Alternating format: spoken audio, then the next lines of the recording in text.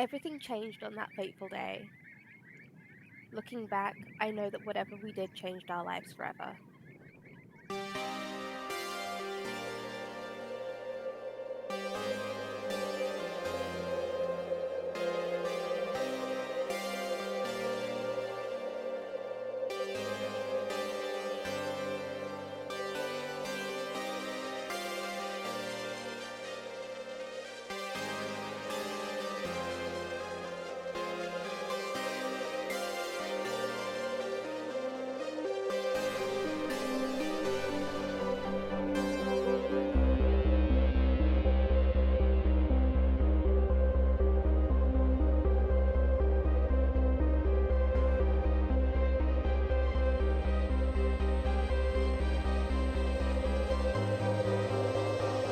The sky raptured and something strange came through.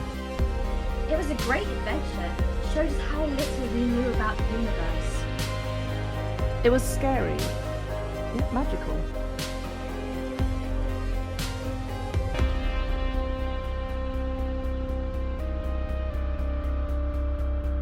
I wish we could do it again.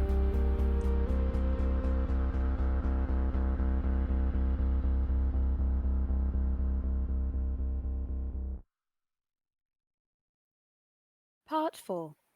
You Can't Get Too Much. December 9th, 1988.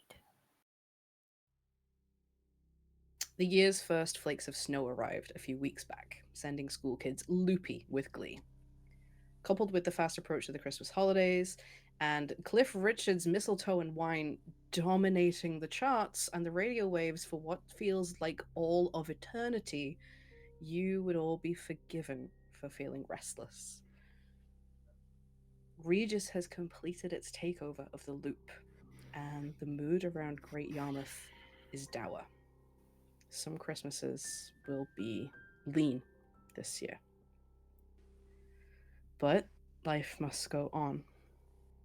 You've been looking after Mumu, your creature from another dimension, for the best part of a year now. She has grown substantially. Since relocating it to Ormsby Farm, Mumu has thrived. There has been no trouble.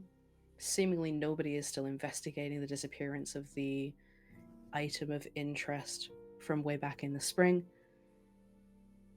All of your supplies, he has gobbled everything up.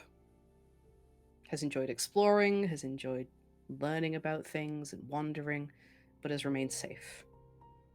Right now, Mumu is a 5-meter long creature who stands twice as tall as the tallest of you. It shows no signs of slowing down.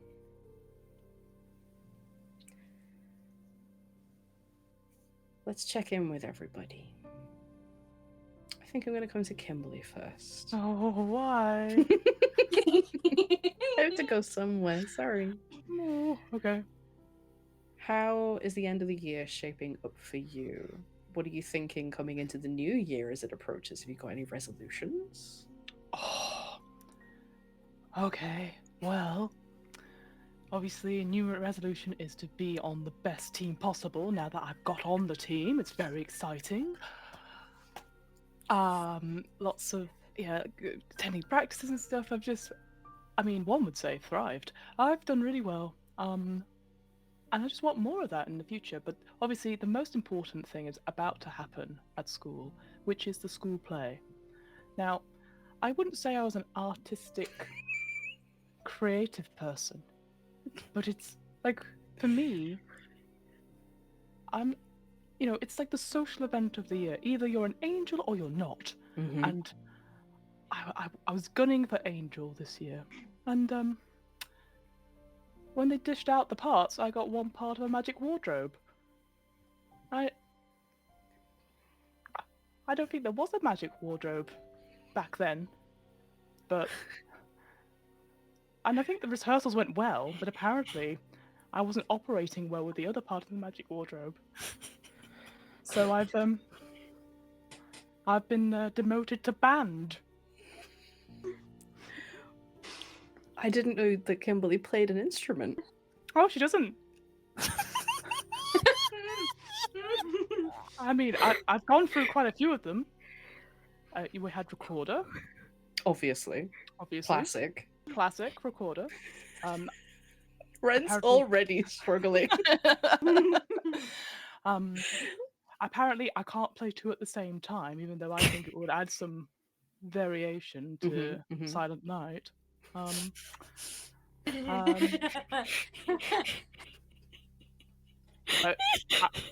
I wasn't allowed the sleigh bells, obviously. The best. Right? I actually tied them to my shoes because I thought I'd get more rhythm, but apparently I can't keep still in the quiet bits. So currently, I'm on the drum. Singular. I'm on my third drum because the other two I bashed through, but they can't. I have a feeling they don't know where else to put me, and apparently every child should have a place in the school play at Christmas. For sure, yeah. It's But like don't you worry. say, it's a social event, it's a communal thing. Yep. I'll work my way back. I'll get to be Gabriel one day. Yep. You've only got a couple years left at this school, so Oh God. pressure's on. God, if I don't get Gabriel, secondary school's gonna be a nightmare. Kimberly needs to stop putting this pressure on herself. We've been through this with the football. It didn't help. What? It wasn't healthy.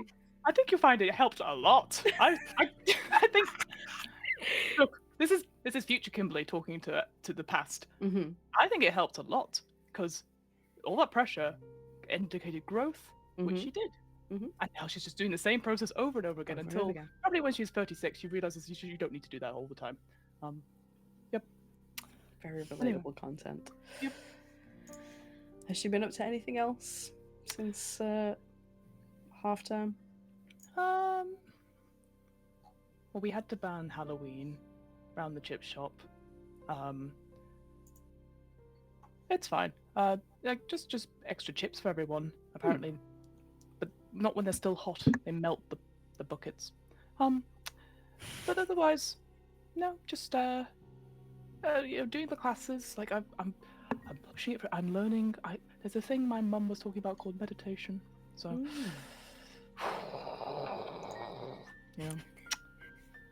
Not helping much. Well, I said I'd give it a go, but my mind does wander. They say it shouldn't wander, but I'm always thinking about other things like Moo Moo and the others, what they up to and stuff. And also, obviously, right now, the most important thing is getting the position of Gabriel in school play. Okay. Good luck.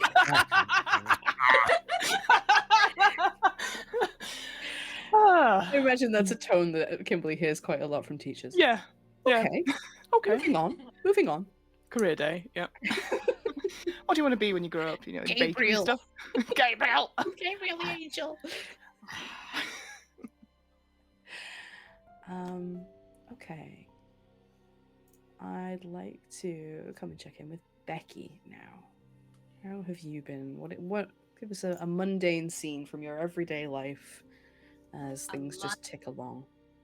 A mundane scene. I think things have been a little interesting for Becky as of late.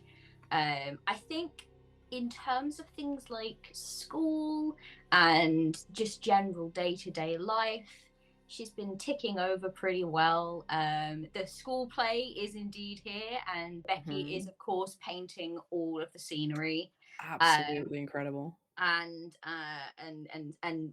getting involved that way so that she doesn't have to be on stage. And I think it's one of those things where she's just the one that's just doing all of it pretty much, because she's quite handy with a paintbrush. I think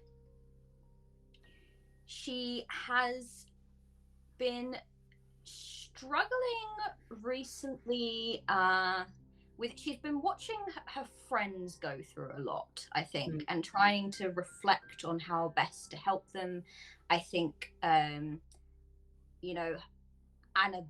has kind of she's not seen huge amounts of Annabeth, or certainly not as much as she's used to seeing. Annabeth has been doing a lot of studying recently, hard at work as usual, but more than she's used to. I think Kimberly has been very busy with football and also with practicing for the school play, and Jessie has had a lot going on. So I think that she's been taking on a lot of Moo responsibilities and trying to kind of help that way, and really considering taking a moment to be kind of reflective as Moo gets kind of bigger and bigger, and the levels of food needed are just getting more and more. This ship that Moo is currently living on, it's a pretty long-term solution, but it's not a permanent one. And if Moo is just going to continue to grow, it's going to get more and more tricky. And I think that she's been having a really good think about that one conversation that they had, where they talked about how at some point it might be good for them to find a way for Moo to go home. And I think it's caused her to kind of take a little bit of note of Daniel Raff's movement, of Dr. Raff, and what he's been doing, what he's been like around school. Because as much as we're all not very happy with him, she's more and more aware every day that he's possibly the only person that they can easily access, at least, that would, should they need to send Moo home, be potentially in a position to help them. So I think she's been kind of thinking and umming and ahhing, and I think she would like to go and have a chat with Dr. Raff. Okay. Yeah, you know where to find him. He has his own classroom now. He's definitely entrenched as a member of staff. What may have, to his mind, have been a temporary thing previously, you definitely get the impression that he's resigned to the fact that this is his life now. He's left you all alone. He hasn't interfered in anything. Those of you who have science class with him will get the impression of a man who is very defeated and has lost all the fight. All of that rage that you've previously seen in him appears to be completely gone.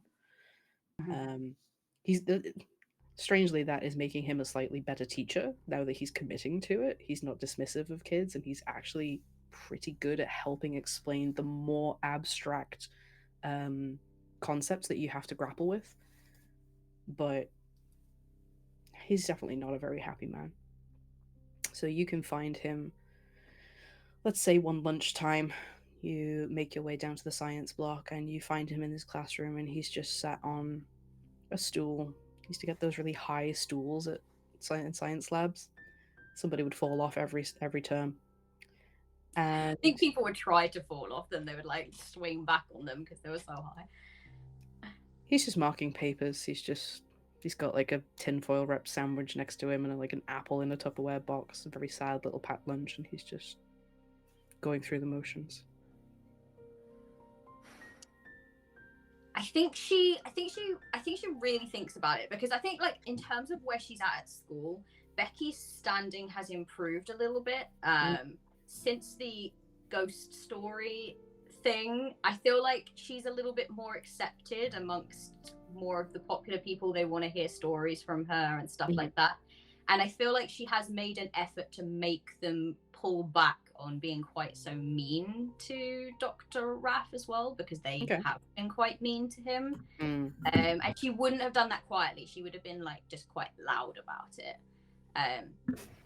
So I think she kind of knocks gently on the door after taking a lot of deep breaths, because her last big interaction with Dr. Raff didn't go well. Do you have him for science or not? I don't think so. Okay. I So think you haven't really interacted with him since then? up until this point, Becky has probably tried to avoid him as much as possible. Sensible. The knock on the door, he doesn't even look up. He continues doing what he's doing. He says, yes. Hi, Dr. Raff. What is it?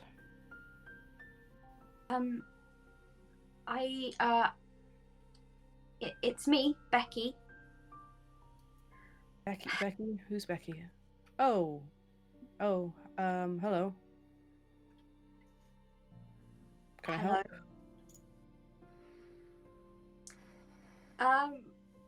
Well, I just came by to, and she kind of looks around, and then I think she walks in and like closes the door behind her.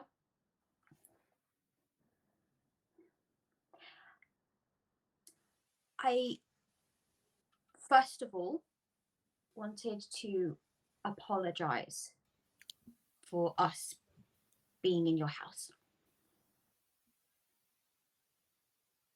Okay. We should have dropped the key through the door and just left it alone. Yes, you should have.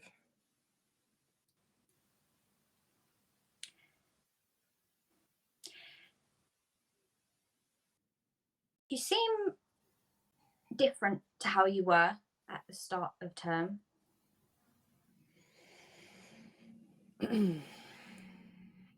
What can I help you with, Becky?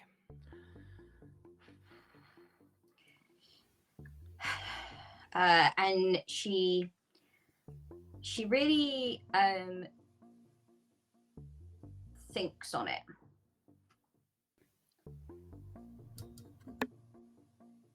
And then she says,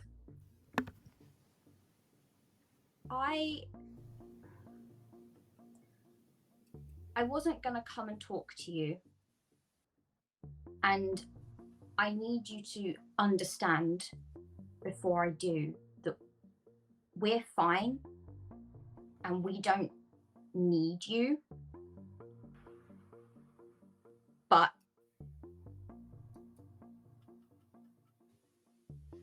I was wondering if you could help me with my sister's story.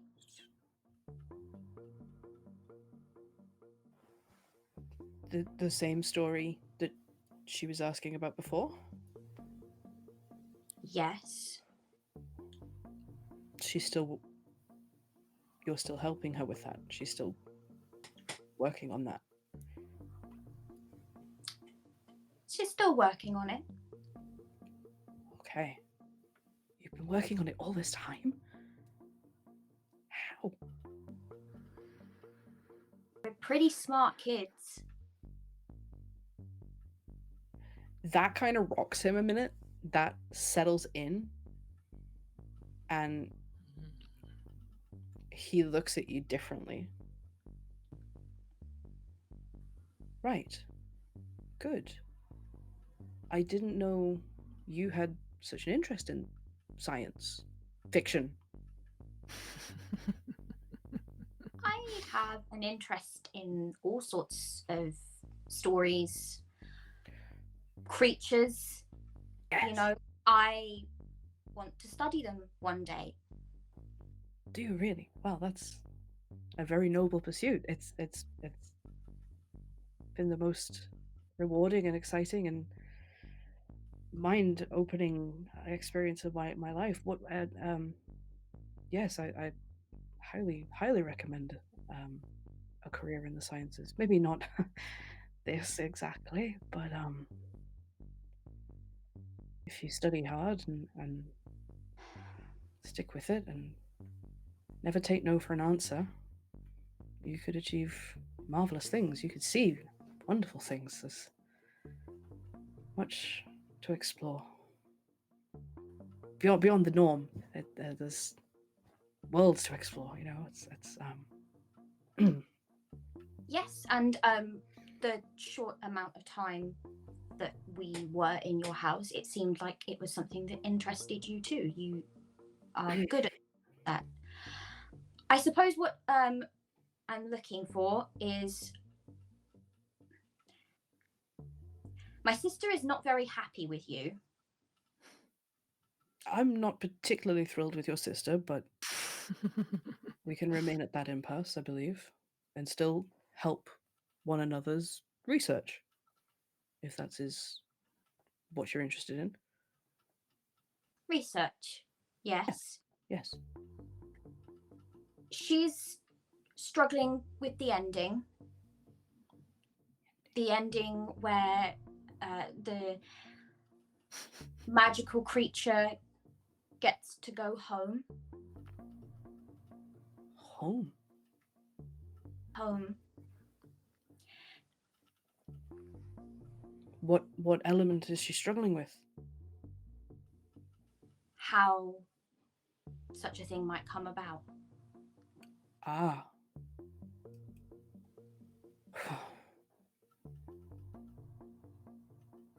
I see.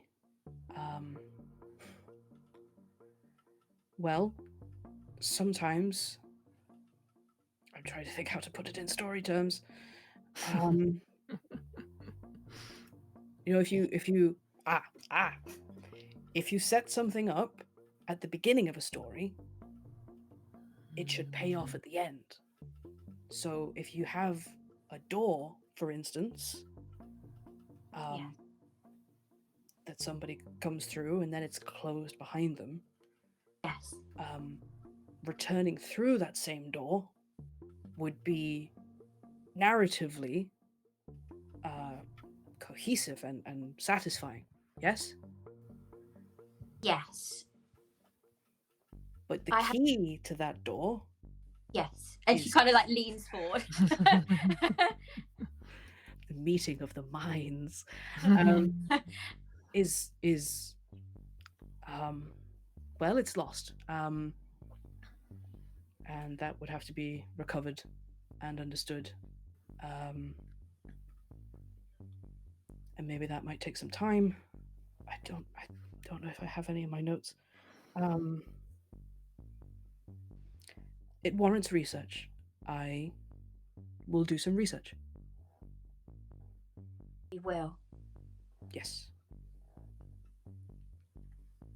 And you'll do that with the understanding that I am not going to answer any of your questions. And that if it's between you and my sister, I will pick my sister. I fail to see a scenario where that would come about. Some questions, some answers may be useful. I'm not sure what they are just yet. If it's similar to its mother, then the settings might need to be slightly different. I will do some research and I will let you know. Okay. What sort of timeline do you think we're looking at? Sooner is better. Okay. I will work as fast as I can. And he pushes those things to the side and he gets out a notepad, and you can see he immediately just starts writing equations and drawing diagrams. And before you can, if you turn to leave the room, before you reach the door, he's already filled an A4 page. Oh. I think just as she goes to leave, she will turn back to him and she will say, if I could offer you some advice. Yes? It might be just to be a bit more open to help sometimes. Okay. It's not just because we're smart kids. It's because we're a team. And, sometimes when you have a teammate, a person that you really, really care about, it's good to keep them in your team and not push them away. You never know if you might lose them. Yes. So Okay, good advice. Thank you. Just goes back to Ray. I think she just kind of sighs and just leaves. It's a half victory. Yeah. I was gonna say, it wins. You know, gotta do it. All right. So, as the we'll jump ahead a little bit. The school play is like a school show. There's a lot of elements to it. There is the like the punched up, hip and groovy retelling of old Christmas stories, but there's also like a talent show portion. And I'd like to throw it open to anybody who may wish to be taking part in that talent show, may have something prepared.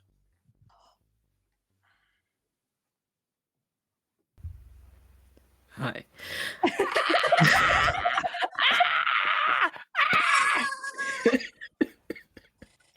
Hell yeah, let's go. Yes. Oh my god. Jesse is bricking it. Absolutely.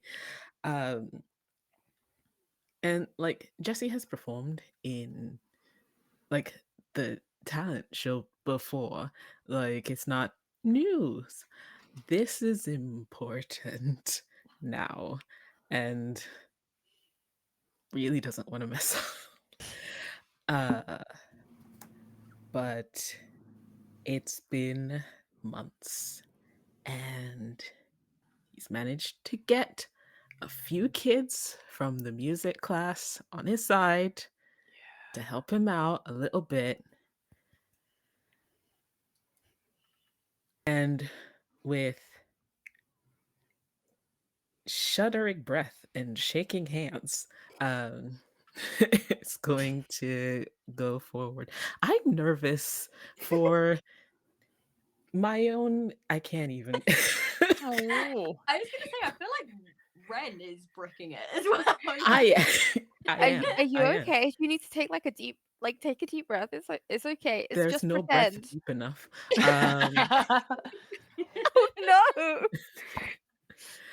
No. But yes, Jesse's going to walk up to the mic, double check that the guitar is plugged in, and give like a very tentative strum as he looks out at the crowd of peers, younger and the same age as him. Like, hi.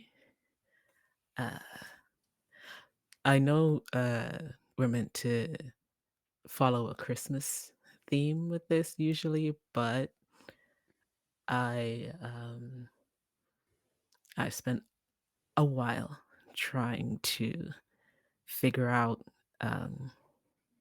how to tell someone something important, and I figured it out, and hopefully she understands me.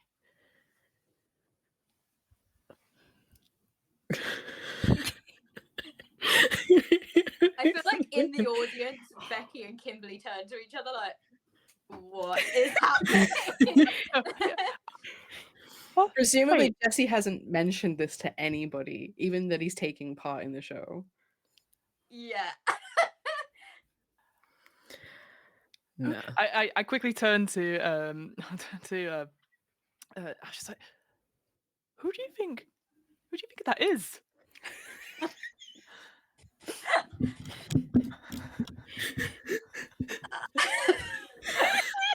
Like I can read Jesse like a book, and Jesse has never mentioned being interested in anyone. Okay. I love Kimberly so much. He is the best. He is looking in y'all's direction, though, is the thing, very pointedly in y'all's direction. And he's looking at He's looking at Annabeth. But Oops. yeah, he I- performs a song.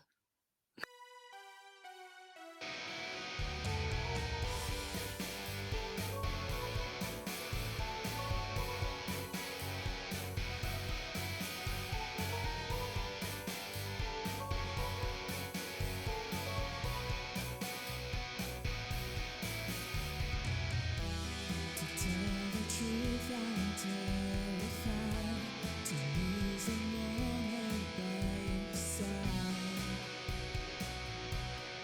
by your side. You touch my hand and stars collide, a supernova light inside, oh inside.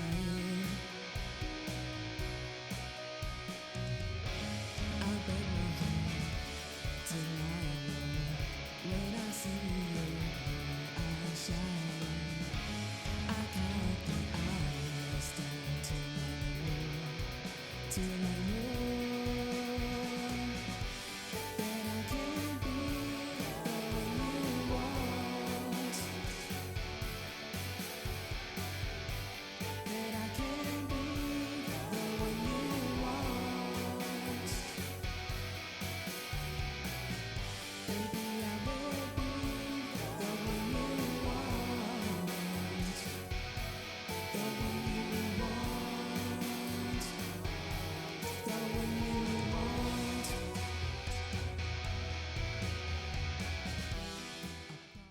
There's a moment when you can see like the anxious energy leave Jesse as he gets more into the song, because this is what he knows how to do and do well. And I think it's very different. Jesse is has become a very cautious person in what he does and says for various reasons, but this is maybe the truest that he's been and professed in a long time. And then the song ends and it's just all back on his face.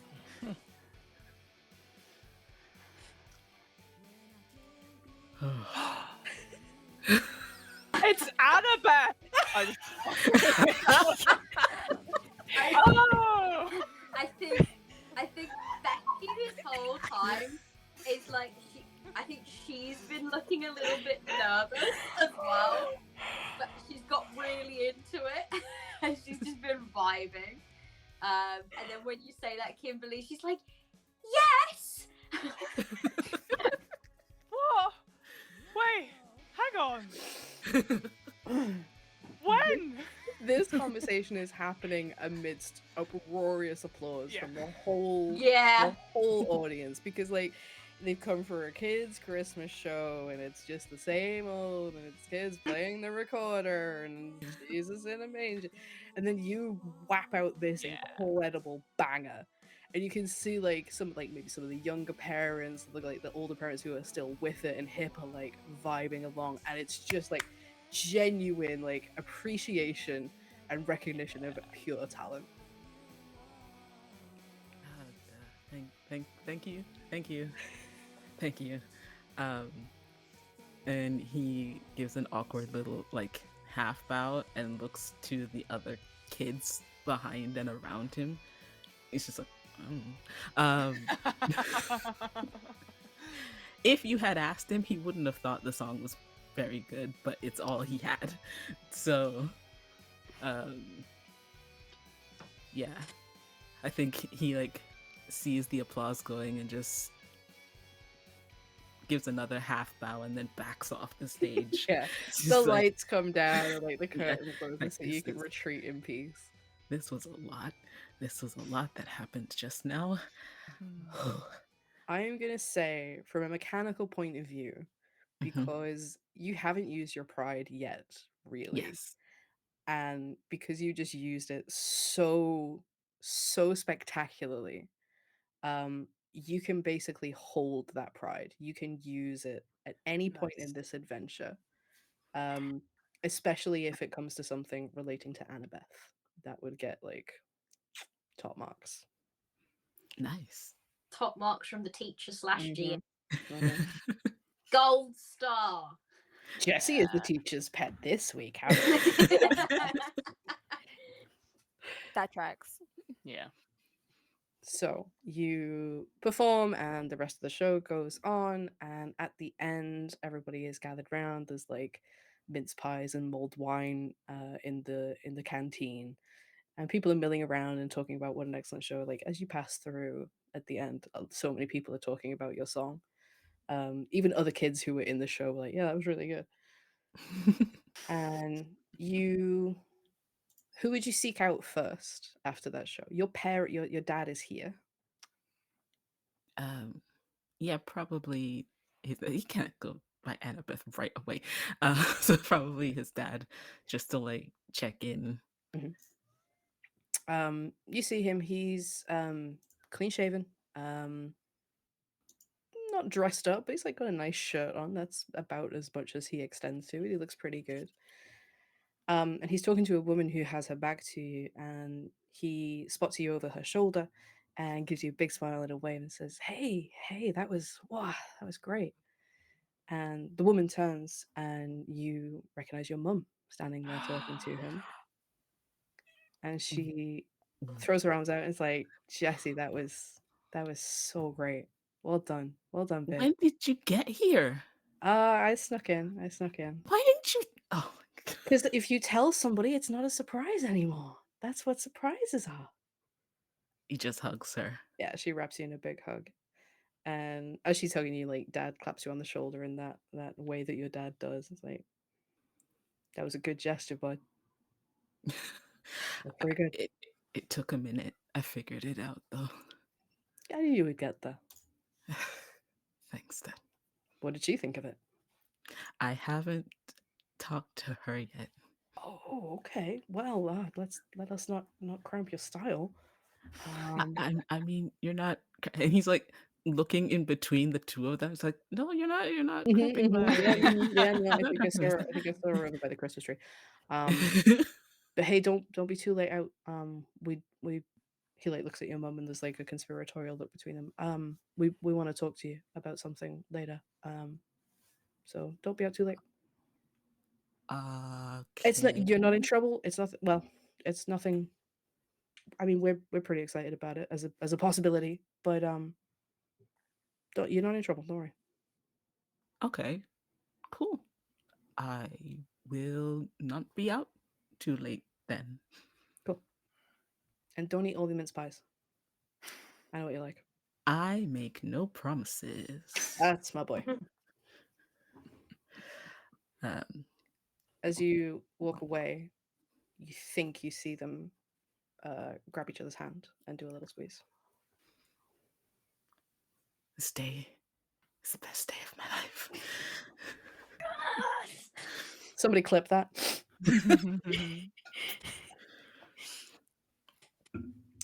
Is Jesse able to find you, Annabeth, or have you disappeared? I think there's a moment where we flash back to like everyone standing and like applauding. And Annabeth stands as the people next to her stand. And she uses that as cover and she leaves. She's been gone for a while. Cool. Kevin needs to check his eyesight. So,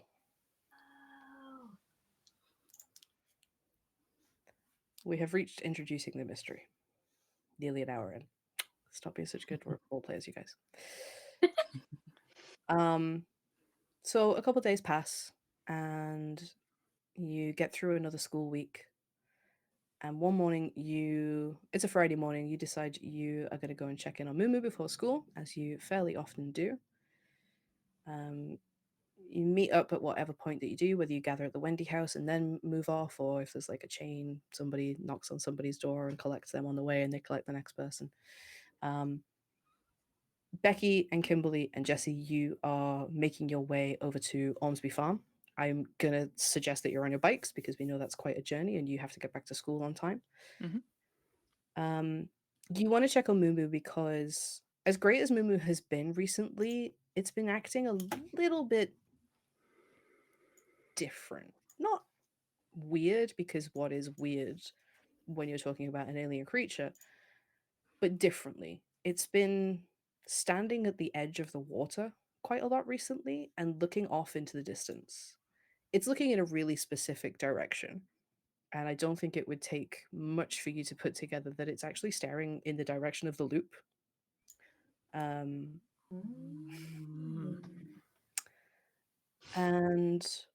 every so often when you arrive, Luna has started playing this almost game with you where she will be invisible when you arrive and you have to find her. And it's been getting more and more difficult. Like, she's really good at hide and seek. Go figure. And remind me, she's 5 meters long. She's 5 meters long and somewhere in the region of like 8 to 10 feet tall. We're such smart kids.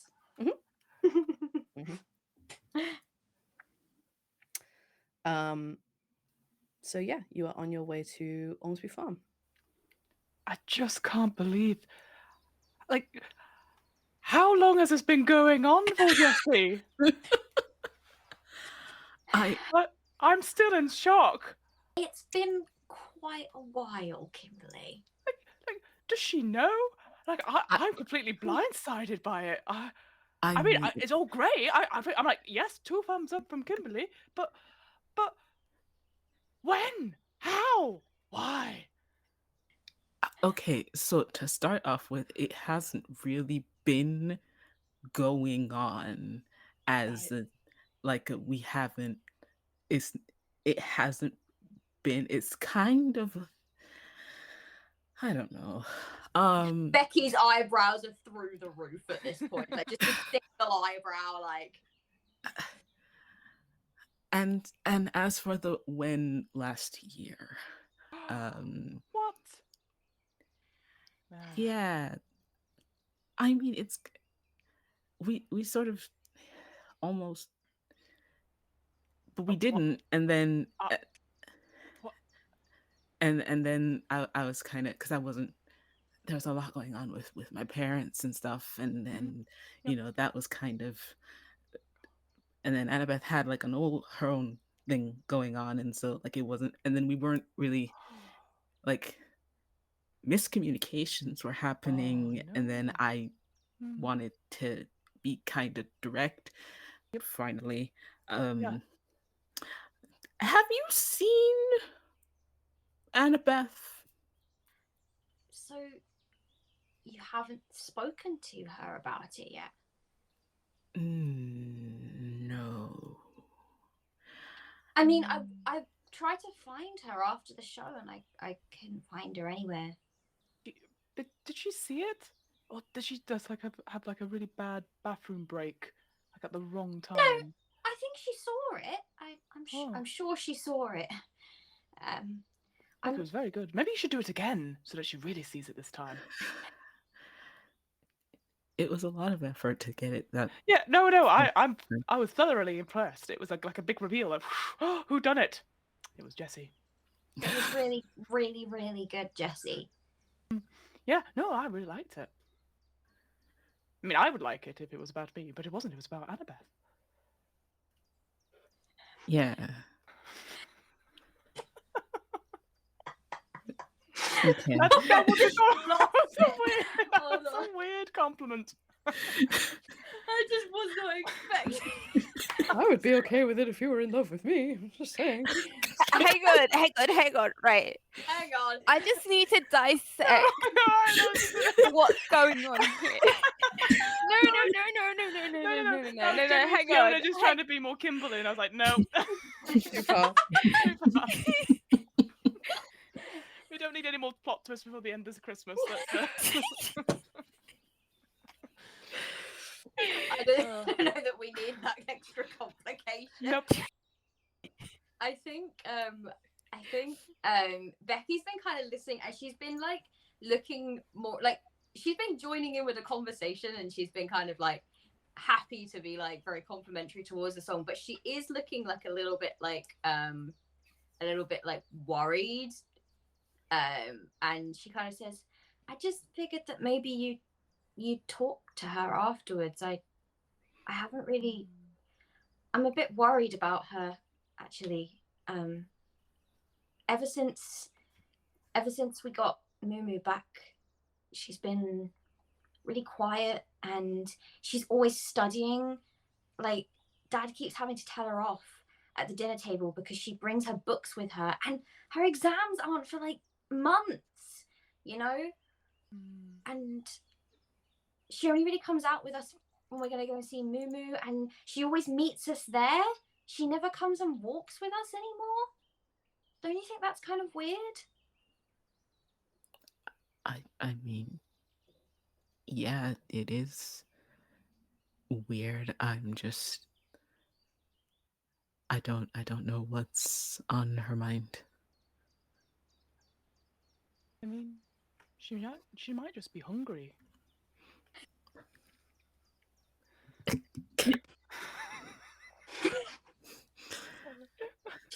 Why would hunger be the reason?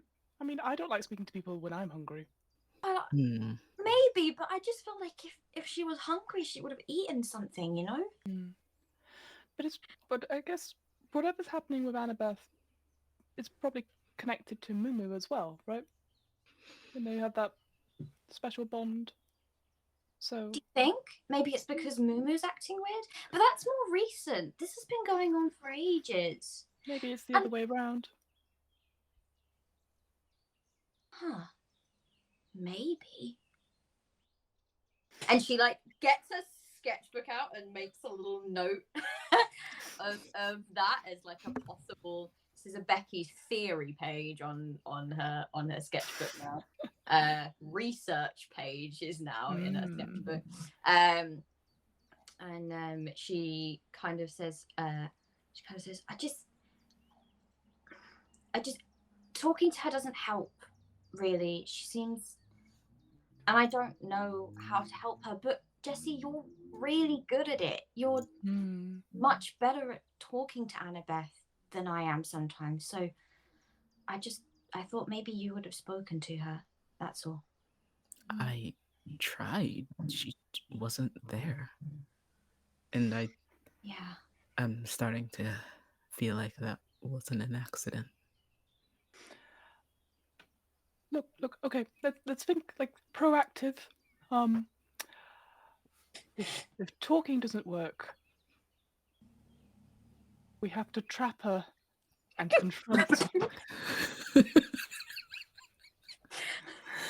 Like, she's not allowed to study or go to school until we've actually had a conversation. We'll just go onto the island. You'll be like, you can't get off the island until. That sounds less like a trap and more like an intervention. Yeah. Okay. That's a better word for it. Trap. Annabeth, at what point would you like to arrive here? Annabeth, please save us.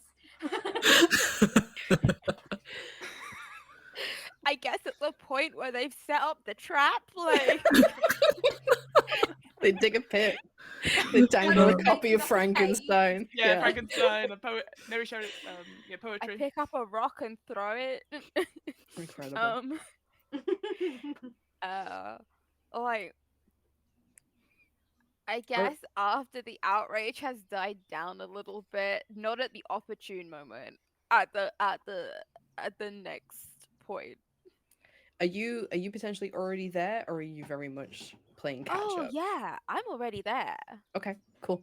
Like, Annabeth has done hide and seek, found Mumu. Oh no, you haven't. That's not what's happened at all. Have I not found Mumu? No, it's my turn to talk now. No. Oh, okay. Our GM says, "Let me tell you what's happened here." Oh, expert okay then. hide and seeker.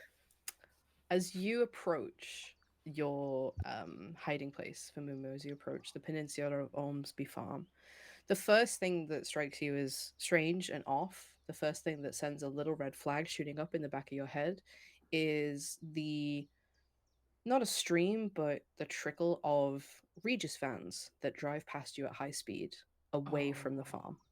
There's three of them. They are black, they have tinted windows and very, very shiny wheels, and the ever present Regis logo on the side of them. When you get closer, you see more. You see not just vans, but you see people everywhere. People in biohazard suits, people carrying boxes of samples, people writing reports, radioing other people, people ordering other people around. They found Mumu. There is cordon tape all around the fencing and out towards into the water. And there are a couple of bystanders. You can see, you recognize Betty Chapman, who is the person who owns the farm. You can see her very agitated, still in her dressing gown, having been awoken fairly rudely and brought out here to talk about what is going on her land. She looks confused, she looks upset, and somebody from Regis is talking to her about what has been happening here. How do the others find you? Do you go back looking for them, or are you standing waiting for them? Um, Annabeth is at the furthest, like wherever she can be the most discreet is where she is. And I think they found her as she like wherever she was, because she tends to approach from a discreet place just because she doesn't want to get caught by the person who owns the land. Mm-hmm. And it's just like uniform on, bag dropped on the floor, like books spilling out. Like she just has frozen in place and just waits there and just stays stock still.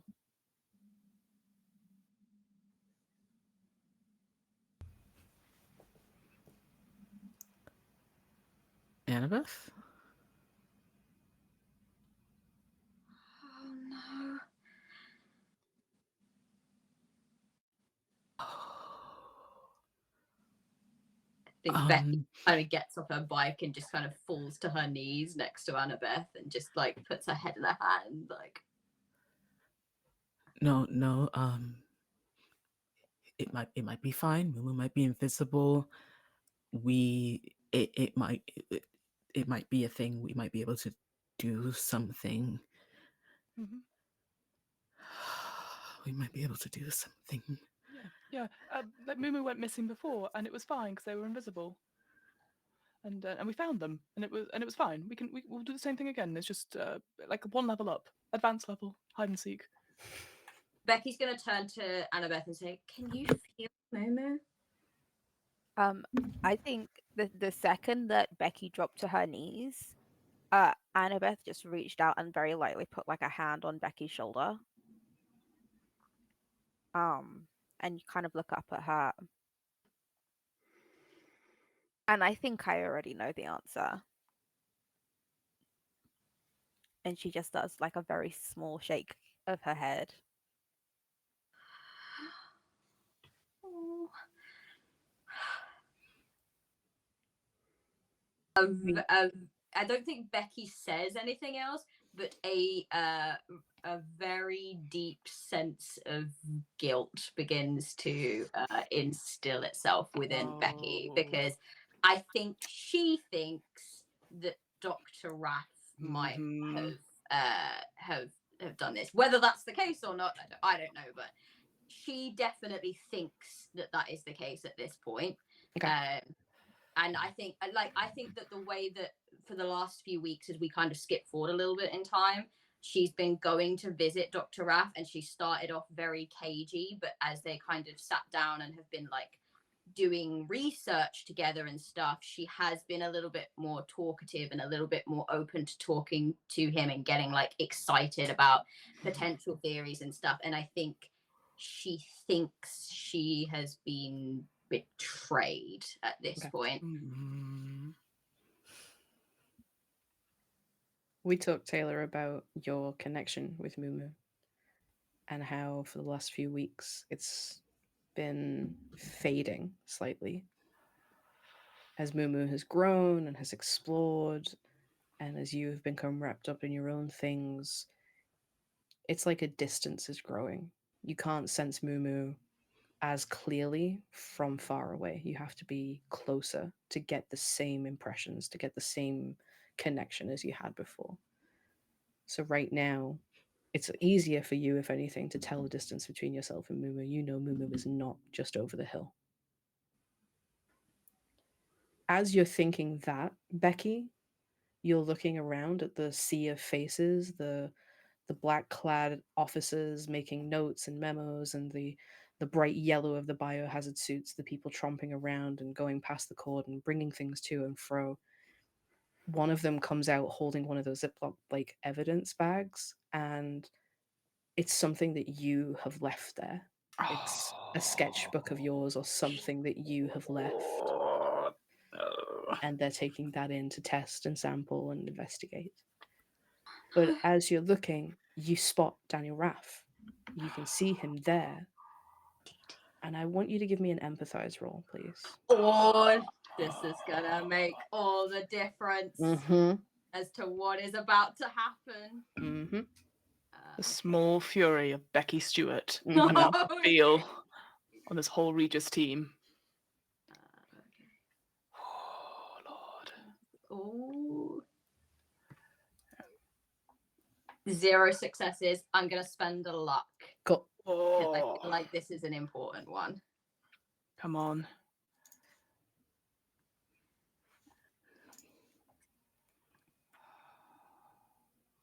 Do I just press push? I do, don't I? Sorry, it's been a while. That's okay. Yeah, it's been a long while.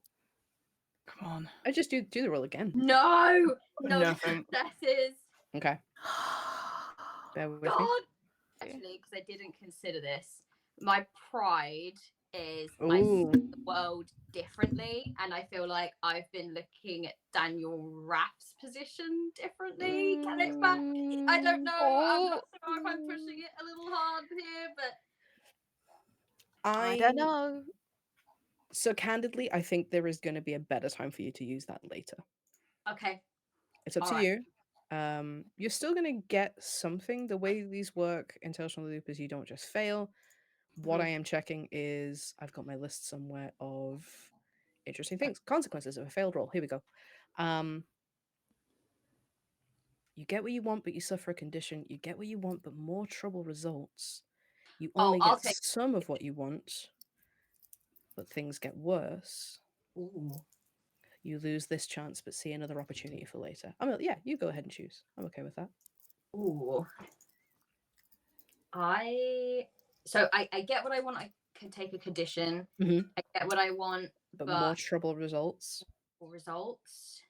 You get some of what you want, and escaping makes things worse.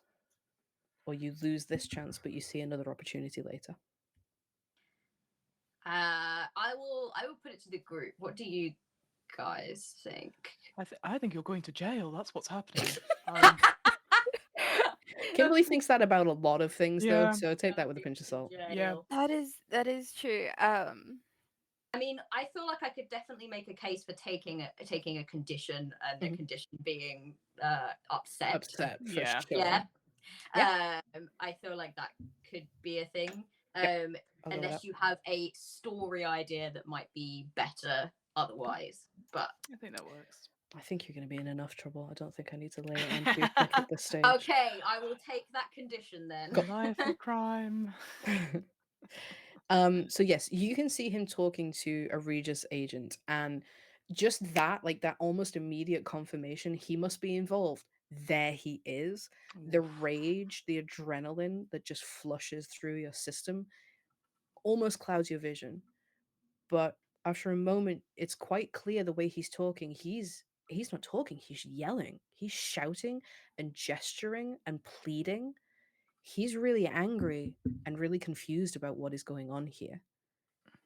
It doesn't seem like he has anything to do with these Regis people, and the Regis people are not giving him the time of day.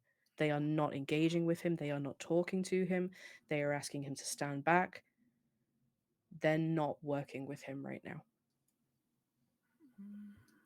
As you watch, you can hear some of the words that he's shouting. He mentions a creature. He he is talking about how he should be included, how somebody needs to listen to him. He wants to talk. I want to talk to your manager. He wants to talk to somebody further up the chain. You hear him talk about evidence. You hear him talk about. You catch him say, "I've been watching. I've been studying," and he says, "Much more intelligent than we ever thought possible." He's trying to make some kind of case to this Regis agent, but from this distance, you can't make out anything more. Okay. Okay. So I think Becky was gonna literally like march down there and start yelling at him. Like that was like That would have been great. seeing red thing. But I think she starts to get up and like walk forward, and then when she can kind of get a better viewpoint of what's going on, and she kind of is there he doesn't see me, I take it. Not at this stage, no.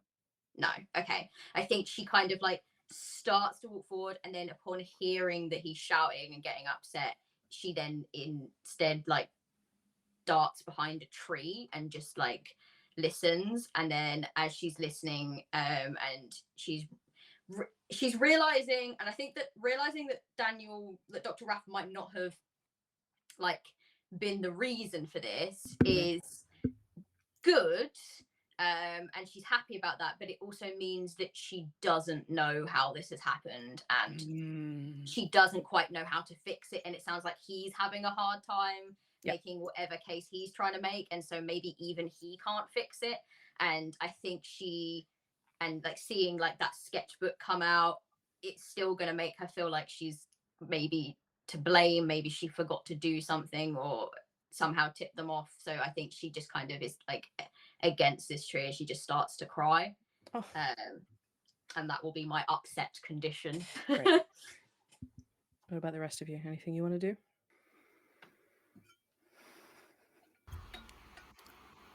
I think seeing Becky start to cry, Jesse is just immediately, Bex, it's gonna be okay. And GM, did the vans that passed by us, did any of them look large enough to carry a 5-meter creature? So there was 2 vans and 1 truck, basically. Yeah. Okay. I think with that information, Lumu's not here. Dr. Raff is here. Mumu is not. The vans that passed by us, I don't know where they're taking. I know where they're taking her. Isn't it obvious? There's only one place they can take him.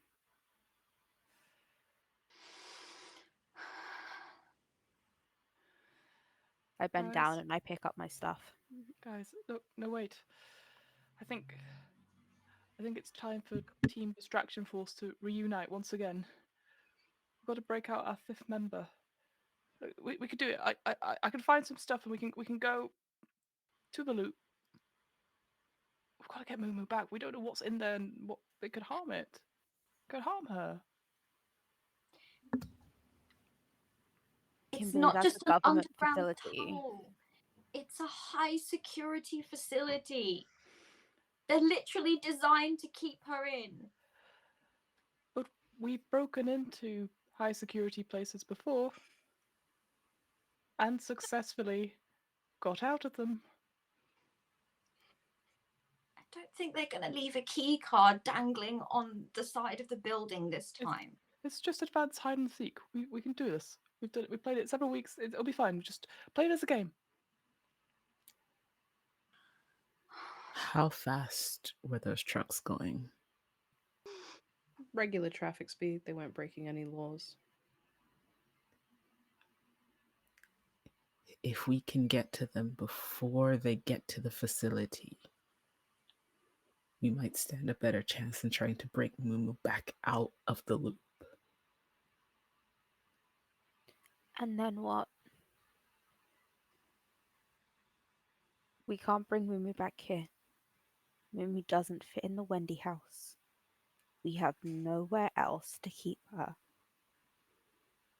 The only thing that would possibly make sense now is either we let them keep Mumu or we break Mumu out to send them home.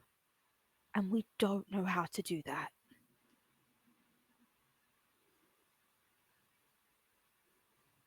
We might. We just got to find the right key. Dr. Raff will help us. Becky's going to like wipe her eyes and look at all of you. Dr. Afnan shouting over there is going to help us. He's shouting at them because he's mad at them. He's shouting at them because he wants to be heard. That's why all adults shout, to be heard. And he's an adult and will be better at it than us.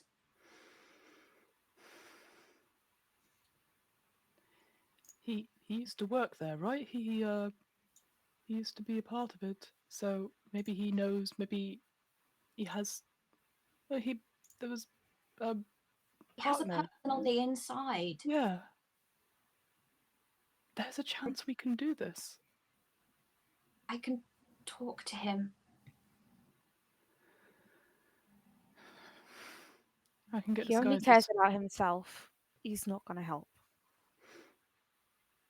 She like shakes her head and she just sort of whispers to herself, that's not true. Is there anything else you want to do here? I think no, not. Yeah, let's get to school. We're going to be late. We don't want to be in Oh, any he trouble. really wants to sneak on the back of a truck.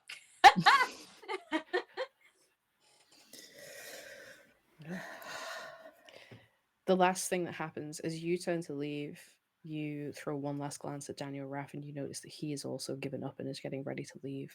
He storms away from the group of assembled people, and as he opens the car door, he looks up and he locks eyes with you, Becky. He sees you there.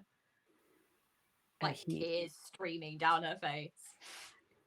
His jaw is like clenched. You can tell he's as upset as you probably have seen him since the inside of his house back in the summer. He just looks at you, gets in the car, slams the door, engine turns on, and he peels away down the road.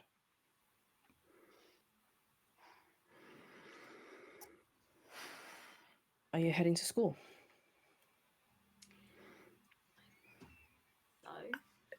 Yes.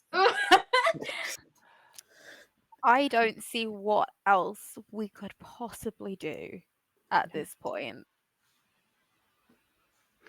I think we need to go to school and think of a plan and then attack at night with Team Distraction Force.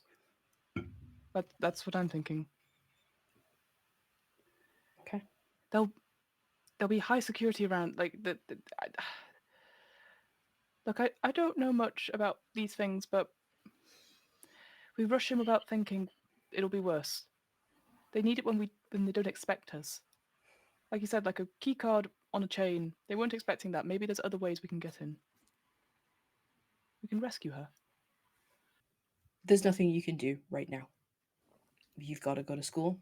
People are going to be looking for you otherwise. There's nothing you can do. I imagine that walk to school That bike to school is grim and quiet and tense. You arrive, and it's just another day at Grove High.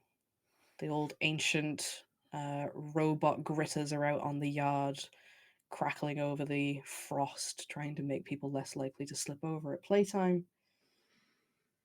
You have arrived a little bit late, but you make it into your classes and you begin to go about your day as best as you can. It fairly quickly becomes apparent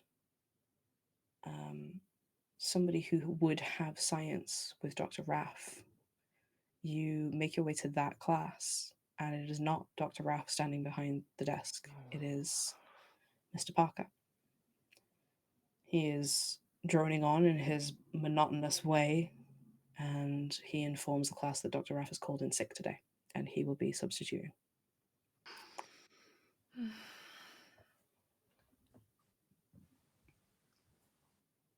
Anything anybody would like to do while at school today?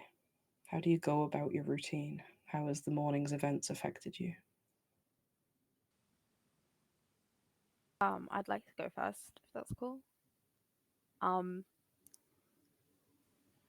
Annabeth is listening because I think it would be safe to assume that even though Regis has moved in and taken over the loop, um, with the people that have to work there, they can't all commute. Mhm. And so there must be some new families in town. Definitely. And so I would like to listen and pay particular attention to the conversations of new kids I love it. and see what they're saying. Mhm. Because if their parents had to leave early for work or, something weird has been going on and something exciting is happening in the house, even if they don't know the details, Mhm. there must be a lead there, or at least that's what Annabeth is secretly hoping. Okay. So, I think what you're angling for is that old reliable for Annabeth, the investigate role. No. You Surely wouldn't not. say. No.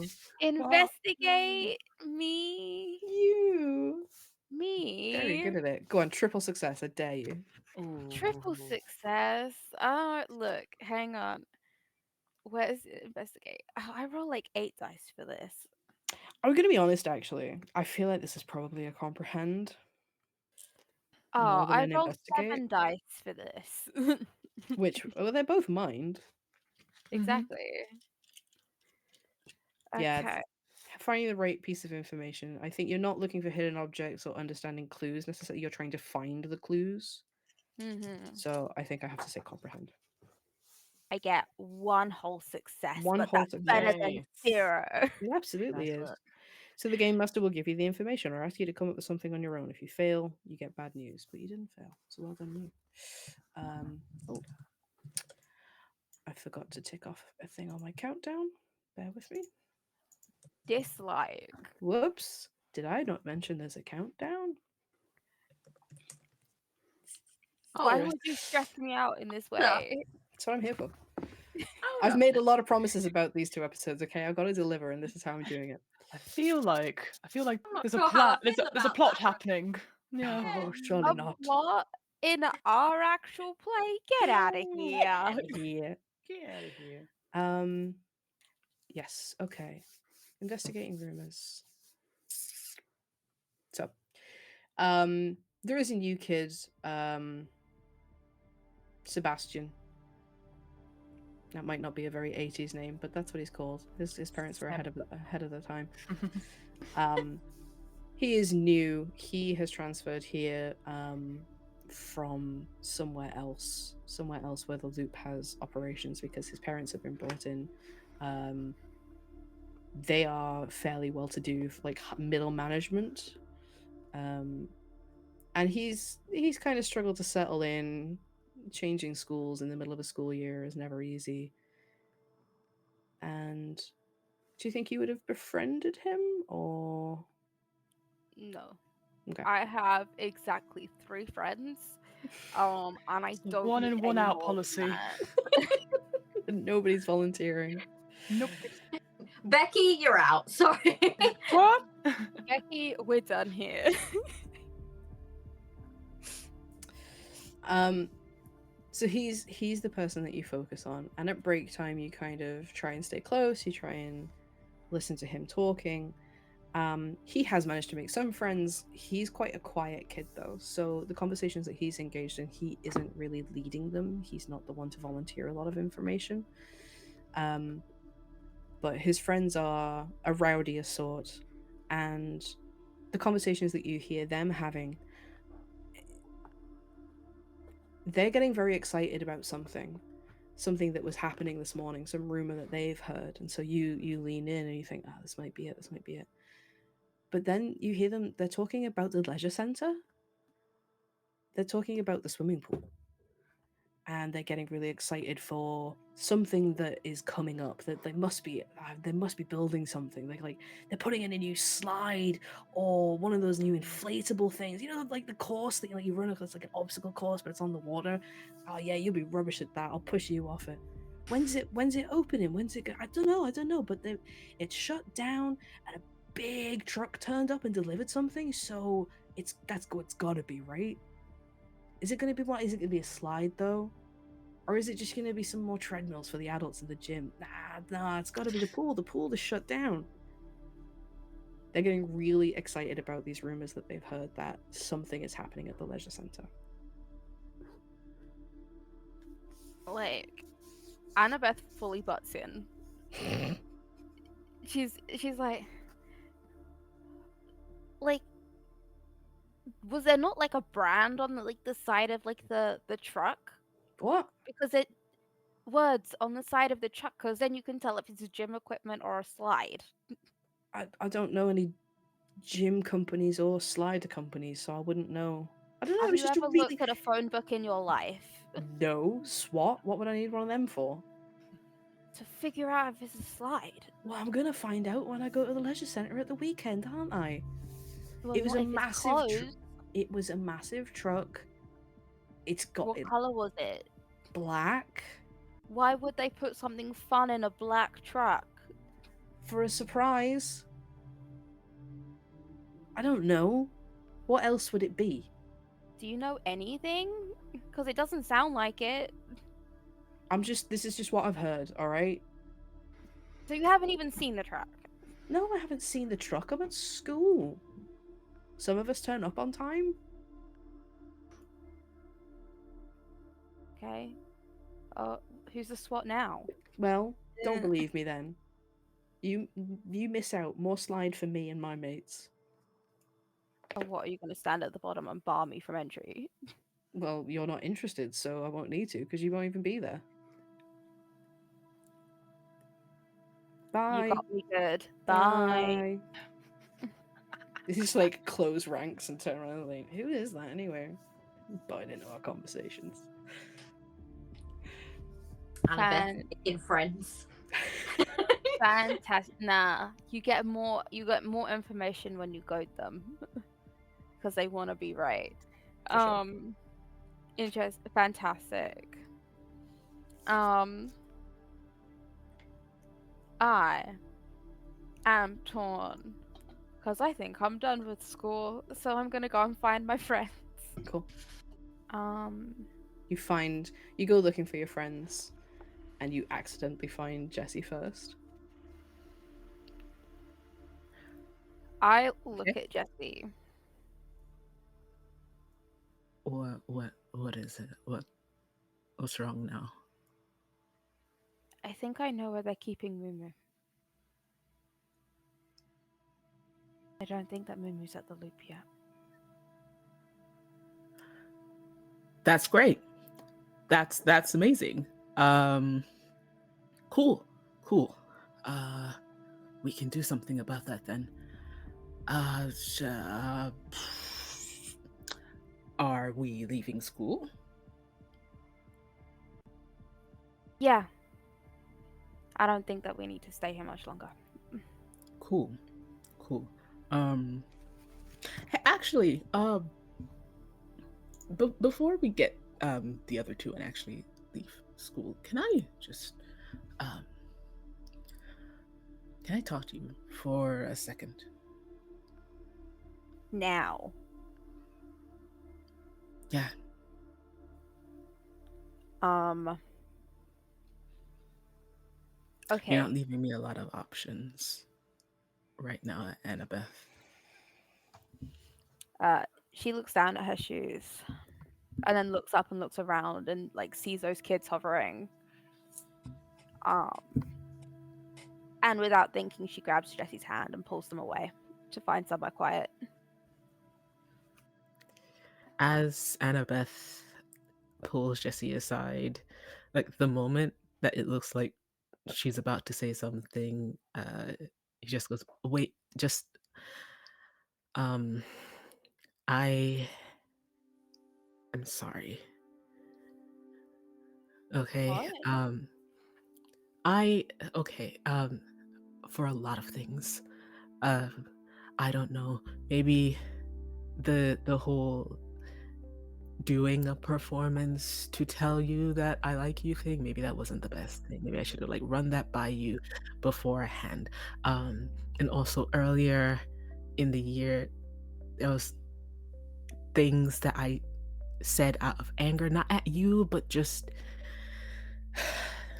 you we weren't where we used to be, and I didn't know how to fix it, and I was trying to figure out what I could do for you, and because you are so thoughtful all of the time, and I couldn't figure it out, and I'm sorry it took me this long, because I can tell you're not really happy.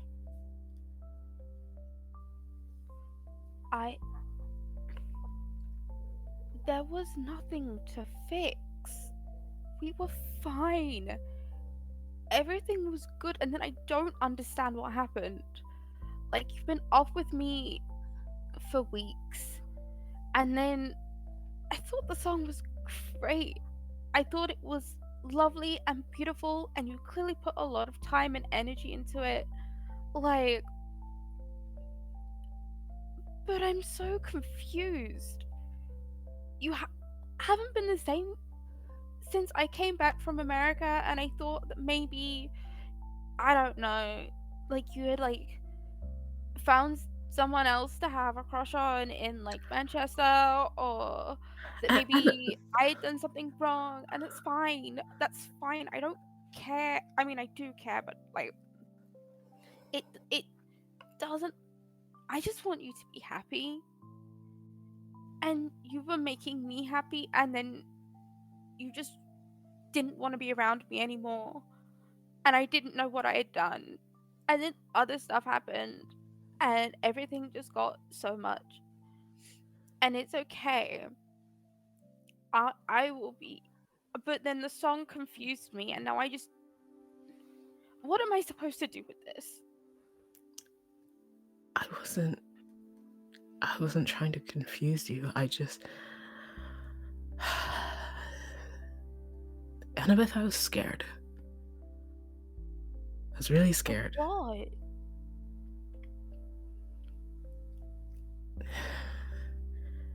Everything was happening with my parents, and I was trying to figure out how I felt, and I got so caught up in not wanting to do the wrong thing or say the wrong thing so that I wouldn't hurt you, and I ended up hurting you anyway, so that obviously didn't work. Um I didn't I could see how much my dad still loved my mom, and they were apart, and I didn't know what had happened, but I just knew that I didn't want to end up like that with you.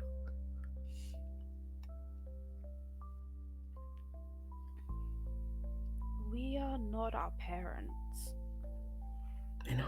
and we won't ever be them. And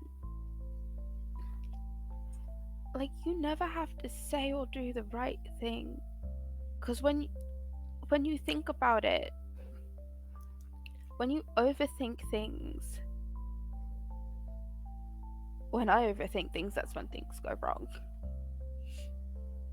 And I just like how easy it is with you. And I just don't have to overthink things, and you're always there when I need you. And everything is just so comfortable. Like, I understand that you've wanted to think about how you felt, but I guess I didn't need to think, and I thought that you wouldn't need to either. And I'm sorry I put that expectation on you. No, I didn't need to think. I didn't need to think. I thought I did.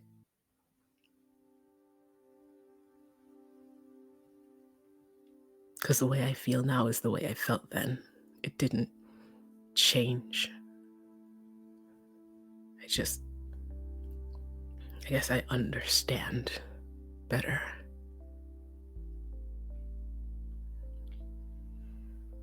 Well, I don't really know what to say, because I thought that things would be easy, and it turns out they're not.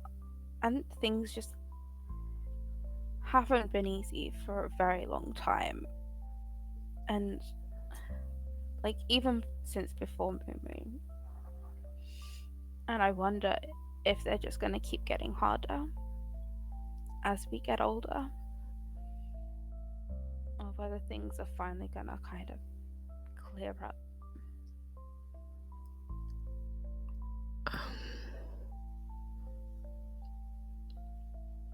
I wish I had a solid answer for you. I don't think anyone has a solid answer. And that's fine. I'll just have to find out myself.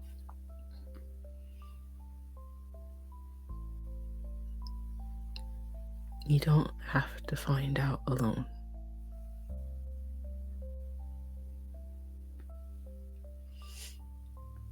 You're not gonna... I can't even accuse you of withdrawing, because that's what I've been doing. And I know I've been doing it. And I know it's not been fair. I feel very lost. And I don't... I'm so tired, Jesse. I'm so tired. And I don't know what to do, and I can't keep pretending I have the answers anymore. No one's expecting that of you.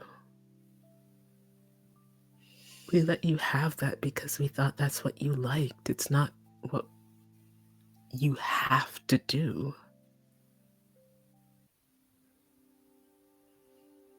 You could try being something else, doing something else.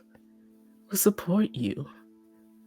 Kimberly's trying new things all the time.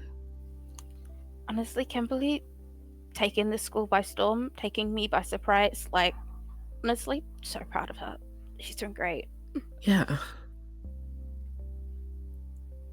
And Becky has done so well since I kind of just let her go and do what she thought was the right thing. And I don't know.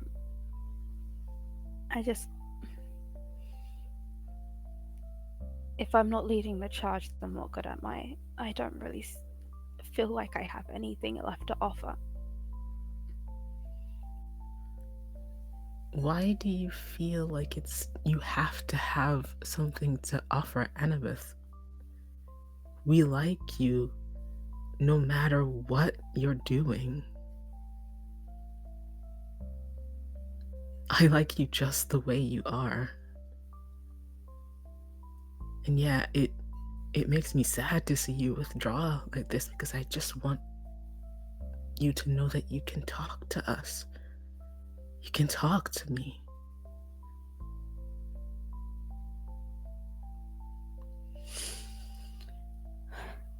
Okay. Okay.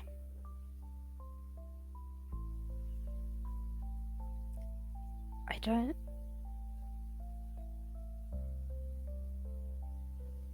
I don't think I'm ready yet for everything. But whatever this weird thing between us is, has been most of it.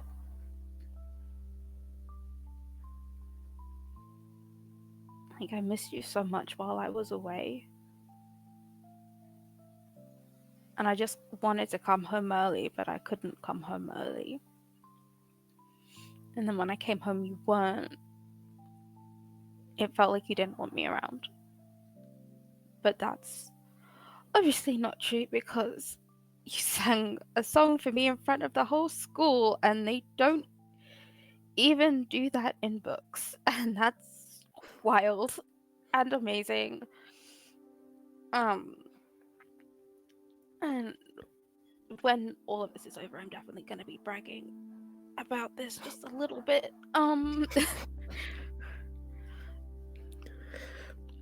But we're good. Yeah.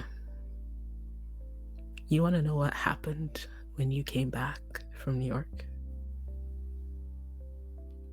Do I want to know what happened when I came back from New York? Well, first off, I saw you and you were looking incredible. And then you gave me this cassette that you went through so much trouble to get. And I had been trying to figure out this song for you for months, ANNABETH. Before I left for Manchester, before you left for New York, before, and I couldn't figure anything out, and I was just really disappointed in myself. That's what happened. That's why it's not that I didn't want to see you, I didn't want you to see me. Because I gave you a gift. It's because of what it meant to me.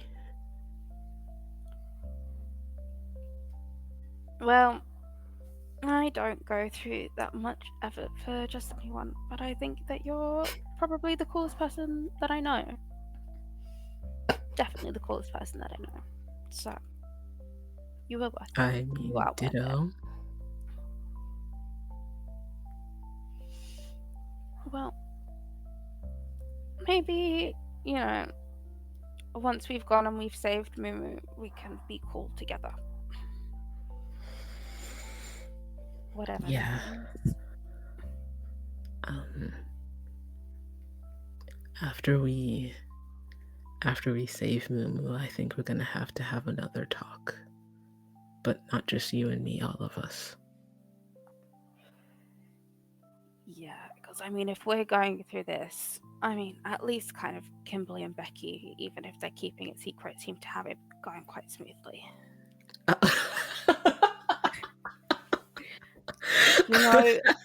Becky thinks that I didn't see. I saw. We haven't spoken.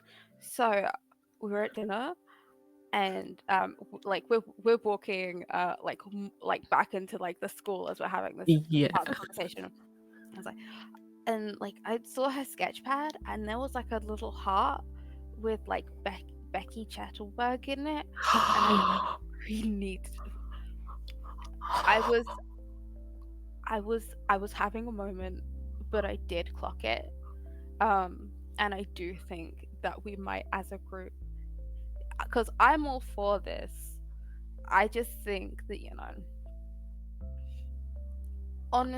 honesty might be good, but Mumu first, then a group talk. Yes, Mumu first and then a group talk. So, with that out of the way, at what point are you leaving school? How are you getting out of school? Well, you see, I can only draw on my own life experience. And there comes a certain point after lunchtime where the teachers are so focused on like everyone is back in class and they start doing attendance Mm-hmm. that nobody's actually watching the gate and you can just walk out. Mm-hmm. My idea was going to be that Becky has a pretty good route out of school that she has used a number of times to go and see Ethel.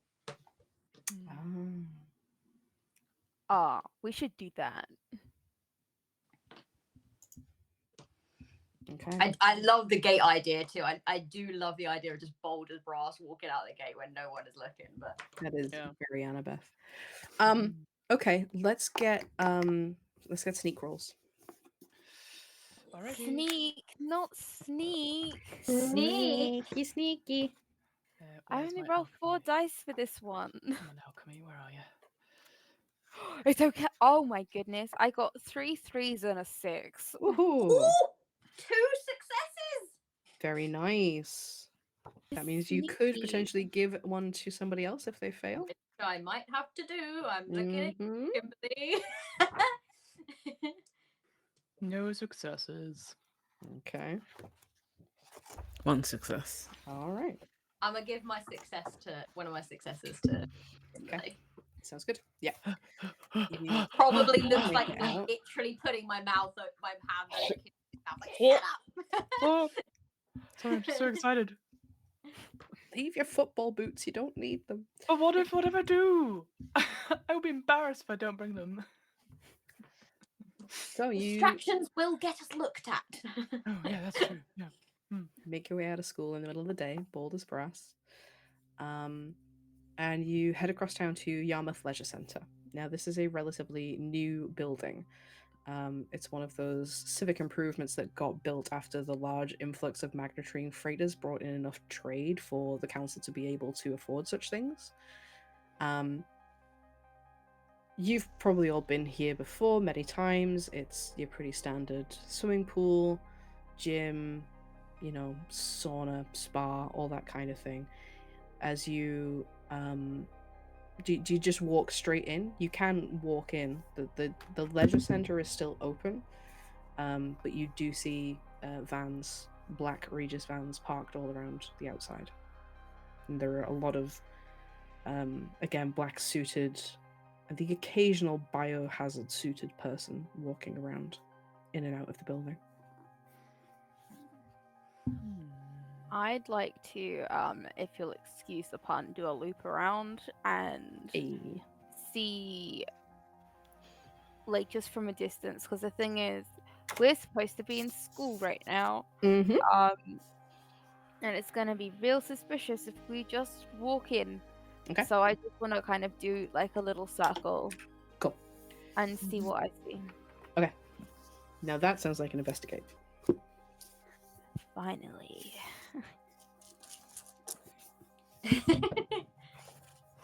Still only 1 success. A lot of 5s though. Okay. But only 1 success. And that's fine. You get questions for that. Yeah. So you get 2 questions with your 1 success. What is hidden here and where is it?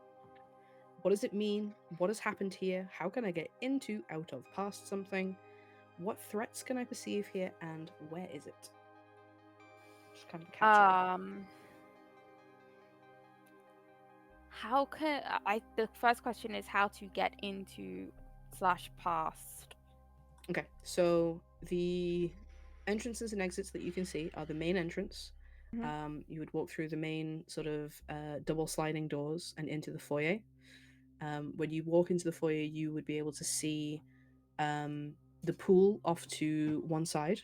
And from being in there that you walk in, the pool is on the right hand side, and in between that foyer and the pool is like floor to ceiling glass, so you can watch people. You can watch the kids at their swimming lessons or whatever, so you can see into the pool. From your circuit, you can see that something has been, something is covering that window now. It looks like really hastily thrown on white paint. So that view is now blocked. Besides that entrance, there are a couple of fire exits, and there is a like a garage docking bay door for loading things into and out of.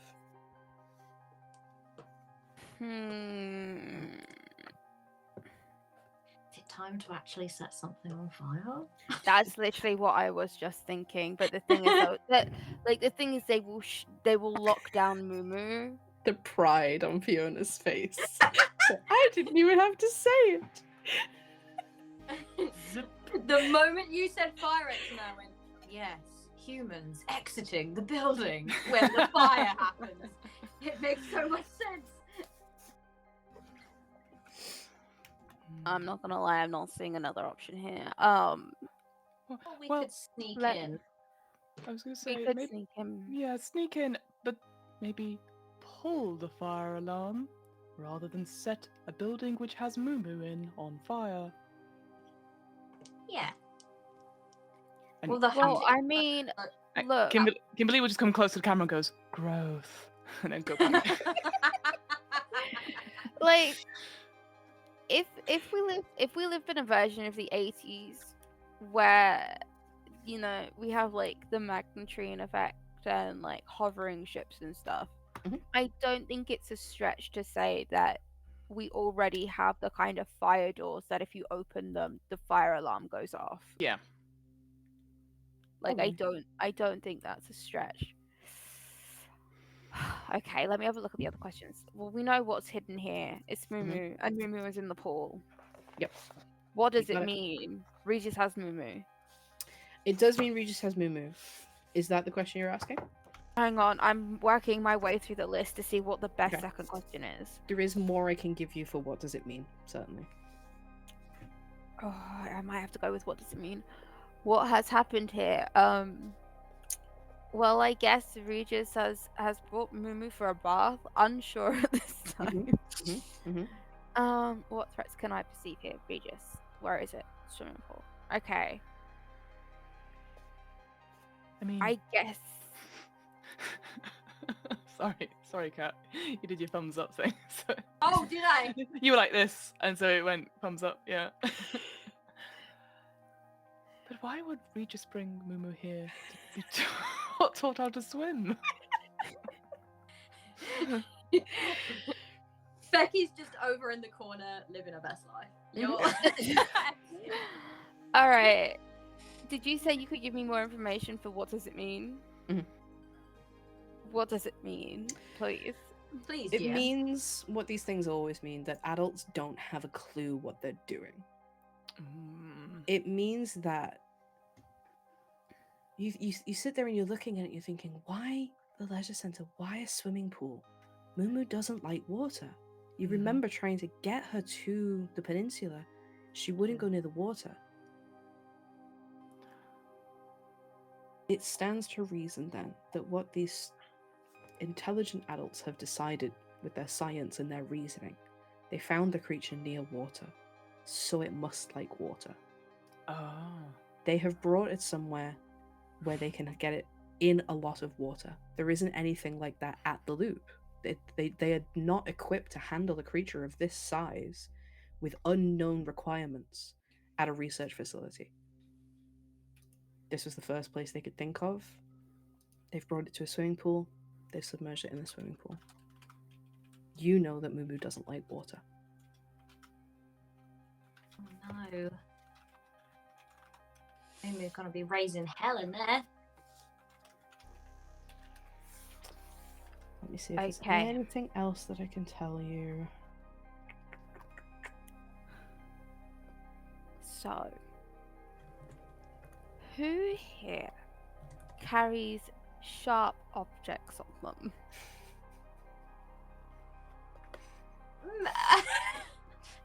How did you feel everybody's eyes shift to you, Fiona? It's a gift. Well, when you see when you mean sharp things, like like, a stick. This is my favorite stick I've got here. Oh, I did also bring my football boots, even though you told me not to. That's fine. Because, well, no, You because might they've need got... the traction. Okay. Wait, why? Hang on. It sounds like you want something different to the sharp boots than traction. What do you want? What?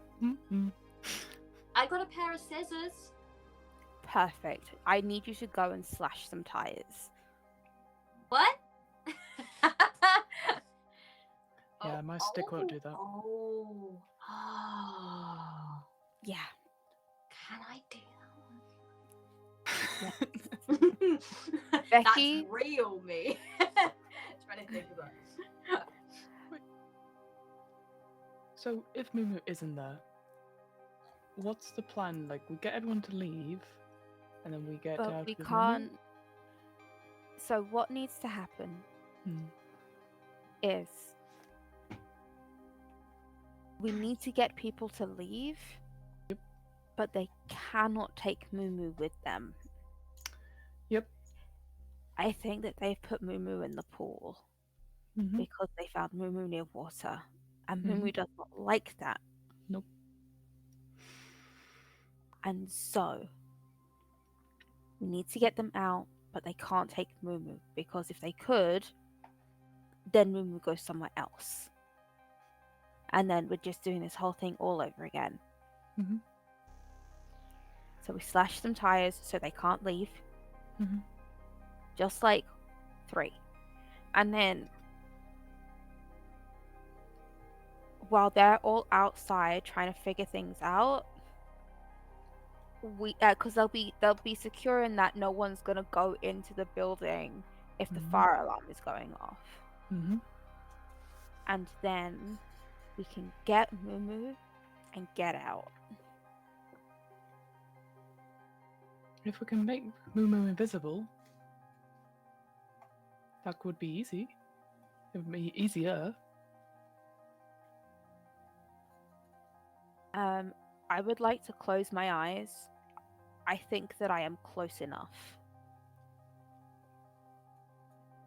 I'm not trying to do anything complicated.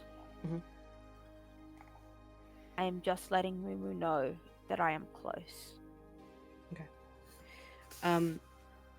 Yeah, you reckon you are close enough for what counts as normal these days.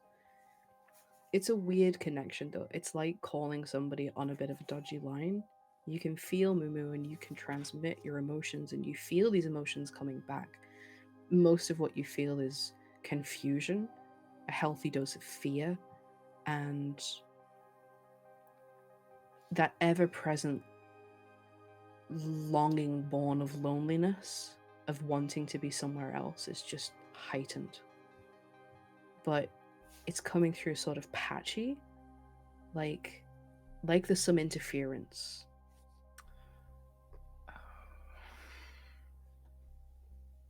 That's okay.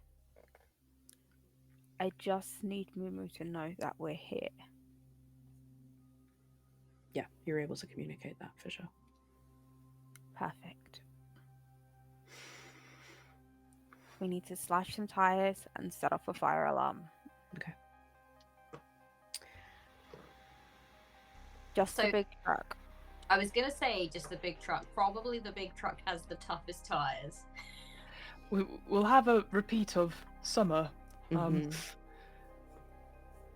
not 100% sure.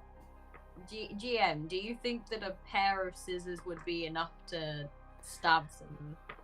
I will say large lorry tire or truck for tire? the large lorry, again, it's that dangerous situation that we encountered in the summer where those tires are under so much pressure that small explosions will occur and you'll risk getting injured. I will say for the smaller vehicles, then yeah, you can probably manage it.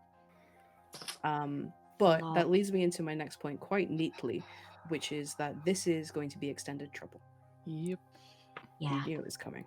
So you've got a few rolls to make. This is normal difficulty. That is double the number of players and successes. So you need 8 successes.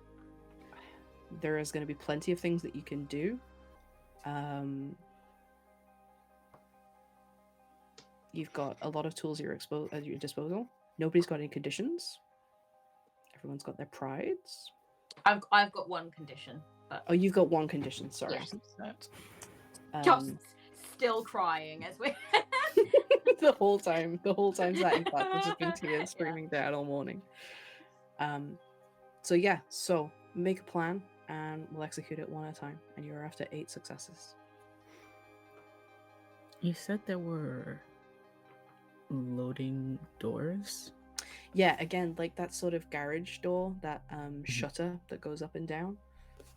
It's round the back. There is a big that is where the largest truck is parked. It has been backed up to that door. And looking at the geography of the building and having that as a clue, you can reason that that door opens into not the swimming pool directly, but an antechamber sort of thing, like a loading bay for the swimming pool. I wonder if it might be, but there are people around. Do any of them look like the truck driver? Oh, because I'm wondering whether it might be better for someone sneaky to attempt to steal some truck keys Yep. rather than. Well, I was thinking. Light. And we could slash tires as well. Yep. it wouldn't be the first time this game, Fiona, so don't. No, I can see it coming a mile Mhm, away. You've typecast yourself. I did. Yep. So yeah, let's say so as a little bit of a further description of the interior, inside the foyer there's like a little not even quite a cafe, just like a little canteen with a drinks dispenser. Remember those really old drinks dispensers where you get the really thin, flimsy plastic cups and you get a hot chocolate in it and it'd burn your hands off? It was great. And beyond that you can see what does it refer to them as? What are they called? Like training rooms. Some with like glass fronted doors again, and you can see in one of them in particular there is an aerobics class going on. Everybody in full lycra, the whole neon colors, you know, the big bouncy hair, like let's get into it. The trainer's got like the leg warmers and the bum bag, and a receptionist and some people milling around. Here's my thought. Perhaps a couple of us go into team steal keys, slash tires, make it clear we have the keys, get chased, leg it mode, and get as many people following us and chasing us for keys as we can, and cause some chaos about like the tires on the smaller tires that have been slashed, etc. And then while the chaos is happening, a different couple of us head inside and attempt to coax out and get Moo Moo away. I guess my question is, I'm sure GM, you'll tell us, Moo Moo's not been able to fly, have they? That is not a thing that any of you are aware that Moo Moo can do. I think the issue is that if we're trying to get away, Moo Moo, hopefully invisible, but if not, it might be unwilling, it's quite scared, etc. I wonder if we get them in that van and then drive it maybe to the campsite. That'll be the quickest way, and that's where we saw Moo Moo come in and out, right? So just so I'm following. Yep. No, I'm here. Look, trapped. Confrontation. Yeah. Mm-hmm. Just so I'm following. Yep. One of us attempts to get a number of member staff into the back of the van. No. Oh no. No? Moo Moo. No. Moo Moo. Why would I want to take the staff to the I campsite? don't know. I'm completely misunderstood what you were saying. Can I hit We were pause real kidnapping quick? staff. Yep, absolutely. I thought we were- Above the table, Darcy, if we try and do this plan, is it going to ruin everything? Or does it actually somewhat follow the flow? Be more specific. What Just say it. If Taking the we staff try- on holiday? No, that's not No, gonna work. not the staff thing. I honestly, Kat, I love you. I don't know how you got to that conclusion. I loved it. If we put Mumu in the van and one of us tries to drive, will that ruin things? Because I can be the voice of reason here, or I can be the voice of enabling Kimberly. I am Um, okay with you attempting to do that. Roll. God. That was so dramatic. Everybody be proud of me. That was so funny. Look, it's just You an idea. can It's certainly try. it's the thing is, the I only thing. kind of want to try driving.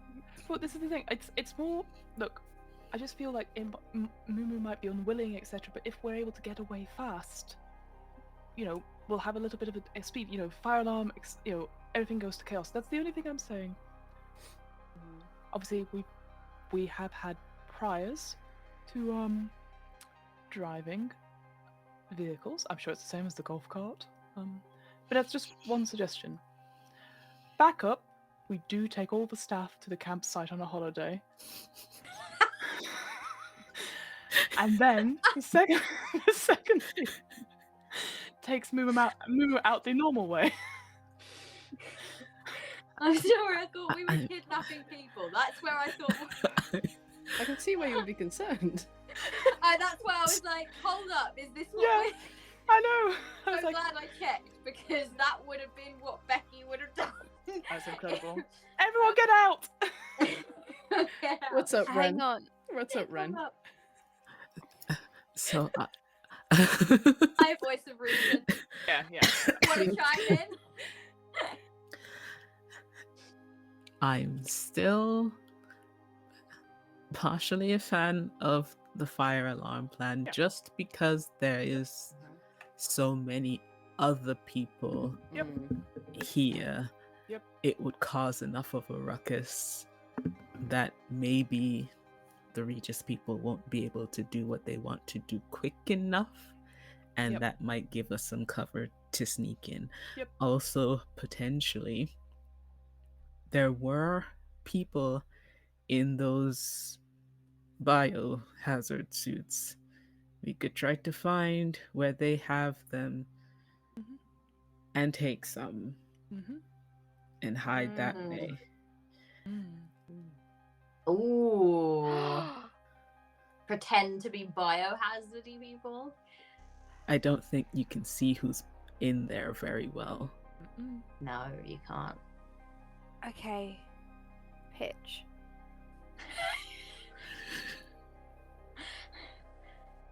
Two of us are in the biohazard suits, and we are the ones who will run towards Mumu while everyone else is running away, because they're Yep. gonna want people in the biohazard suits to lock down Mumu.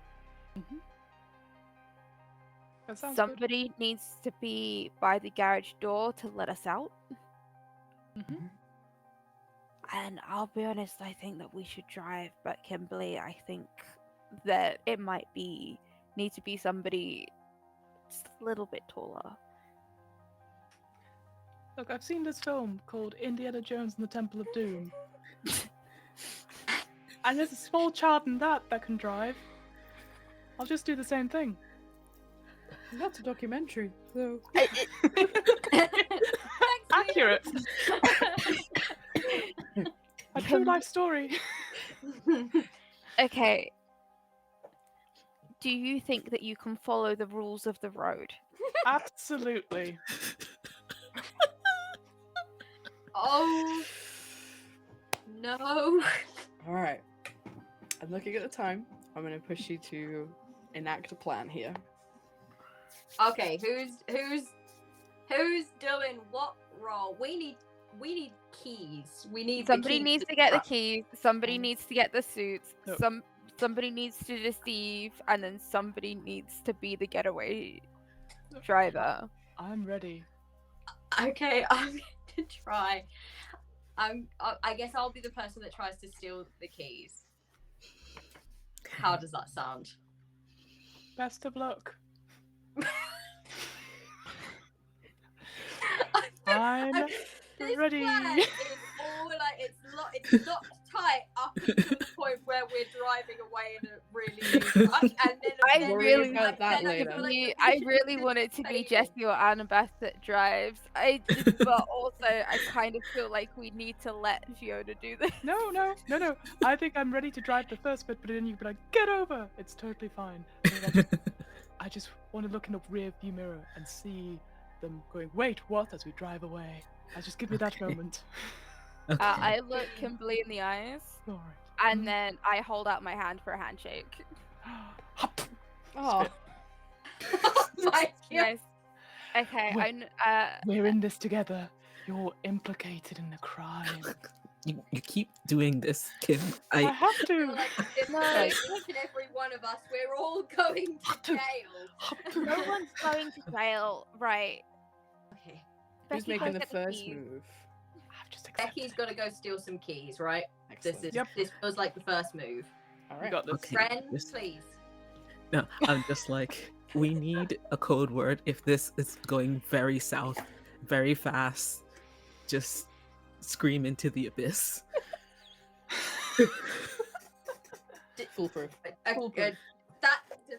doesn't sound like a code word at all, but That's okay. right. No, it's not the code word. Oh, do you Okay. mean like the words into the abyss, or do you, okay, or do you mean just scream? I think just screaming is fine. Let's go. It gets Okay, the message okay. across. Yeah. Okay, we'll Okay, just so scream. that's it. We'll just scream. Got it. Good. Yeah. Becky, you got this. Got it. Okay. Okay. What are you rolling? I'm rolling sneak, Of and course I'm you going are, to baby. attempt to sneak in there, figure out who has the keys, and steal the keys. And if this part goes wrong, we don't have a plan. I'm so proud of you. Improvise. All Improvise right. adapt, overcome. So proud of you. Okay, I'm going in. I'm going into the canteen area. Yep. Okay, let me roll.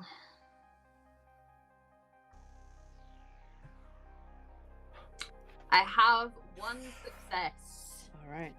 Do we know how many successes we need for this? Did you say 8. 8. 8. Okay. Okay. It's all good. You started us off. It's all good. Yep. All right. You can do extra things. You can push. You can. I'm wondering whether to attempt to use a luck. How many have you got? I've got 2 left. Okay. Because I'm very young, so I get many luck. I'm gonna use a luck because I can always take conditions later. When Yes. we do Yep. things Yep. Later. So Yeah. So remember, if you get to the end and you get more than halfway, if you get 4 successes, then you can start marking conditions to tick off the other successes. So All right, conditions definitely liberally apply them later. I'm going to use the luck and see if I can push to get any more successes beyond 1. Where are those keys? Oh! Ah! Okay. Whoa! Did it count the same amount of? Hold on, I'm trying to figure out because I did press push and I thought that would get rid of. It keeps one of them in, I think. Right? It's rolled the same number. Should it roll the same Okay, number? so or I should think it that re-roll? final one can be got rid of. So I think Okay. I've got altogether. I've got 4 because I've got the initial one, and then I've got Absolutely. 1, 2, 3, and then Incredible. I'll say no to that final success. So this goes perfectly. You stroll in, and the aerobics class is just kicking off, and you can hear like the really deep thumping bass and the high tinny dance music that these people are getting fit to. And the only other person sat in the foyer area, other than the receptionist who is busy with paperwork and twirling her hair and popping bubblegum, is a middle-aged woman with fairly close cropped hair, a big duffel coat, which she's still huddled in, even though it's quite nice and warm in here. The smell of chlorine hits you, as it does, the way that it always does when you walk straight in. Looking to the right, you can see that you cannot see through this glass into the swimming pool, but you can still smell the chlorine. And this woman is sat, and she is just like drinking a drink, a nice hot coffee to keep her warm on this blustery, wintry day. The English language has just absolutely abandoned me. What a people! She's sitting having a coffee, keeping warm, and you can see a purse next to her on the table, and a set of keys next to her on the table, and a book. But right now, all she's doing is just watching this fitness class. She's just watching these young, perky women jumping up and down and having a wonderful time. She seems fairly distracted by that right now. So you are able to approach. What do you do? How do you get close? What is your cover? I feel like Becky really is just doing a classic. It's like a canteen, right? It's like a. It's not a separate room. It's like very open plan. This whole foyer, and it's just sort of an area with tables and chairs off to the right, the left. Sorry, and there's a drinks dispenser. Like it's not far from where the woman has clearly like got her cheap coffee and just turned and sat at a table. So, I think Becky's probably gonna do a classic crawling from table to table. Full commando mode. Full commando mode. Incredible. I do also want to see. I think the only other thing Becky would be looking for that she knows is part of the plan. She would want to see if she can see if there's any sign of where people might be getting hazmat suits from. But aside from that, she's looking for the truck driver specifically. Okay. So with 4 total successes, I basically have to give you everything that you want. So yes, it's very clear that this woman is the truck driver. The keys that are just on the table next to her are very clearly for this truck. And yeah, you can see like to the right of the reception area where you would walk through to the changing rooms before you get to the pool.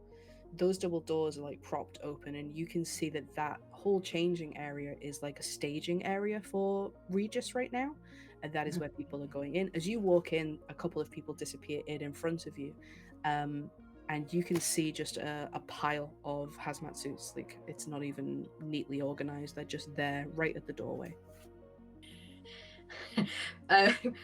Becky leans over the counter to grab the keys, and as she sees the hazmat suits, she goes, "Bingo!"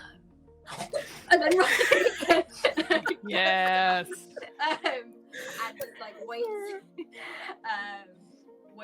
and obviously this woman is completely distracted and doesn't even know that. And then I think she just puts the keys in her mouth, like so they don't jangle, and then just starts. Why are you making that face? Keys taste nice.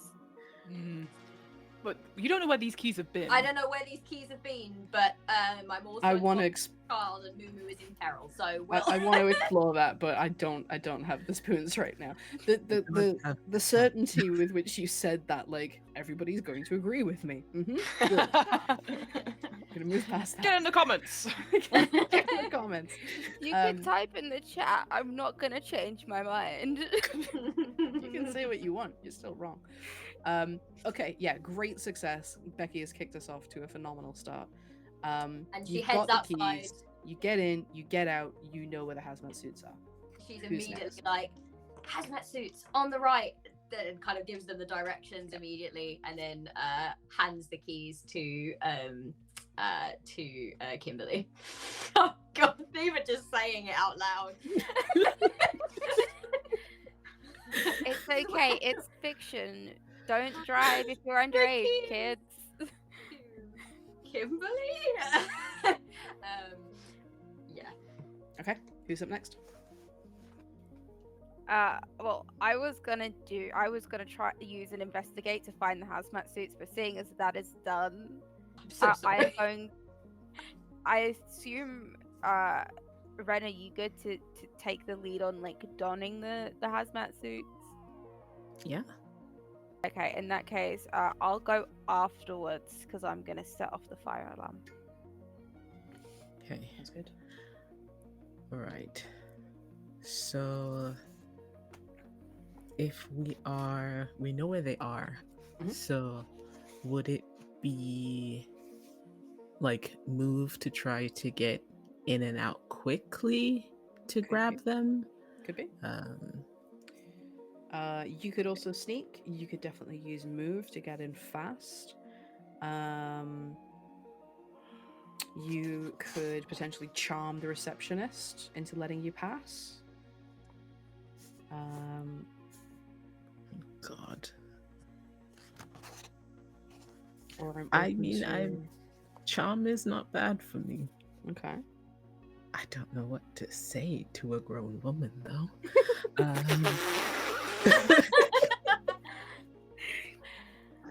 What about a lead? How's lead for you? Ooh. Ooh. I just love that as a skill. I love think that's a the, great skill, the utility yeah. of it. It's okay. Yeah. It's not my best, but it's not bad. Yeah, I can Okay. do a lead. Yeah, go for Oof. it. Oh, We- Kimberly, do you still have the Sports Indirectly walkie-talkies? I thought you'd never ask. I'll hand them all out. Thank you. That's great. Thank you very much. I just have them all the time waiting for this moment for us to talk in class, and no one's ever asked me all year, so. All right.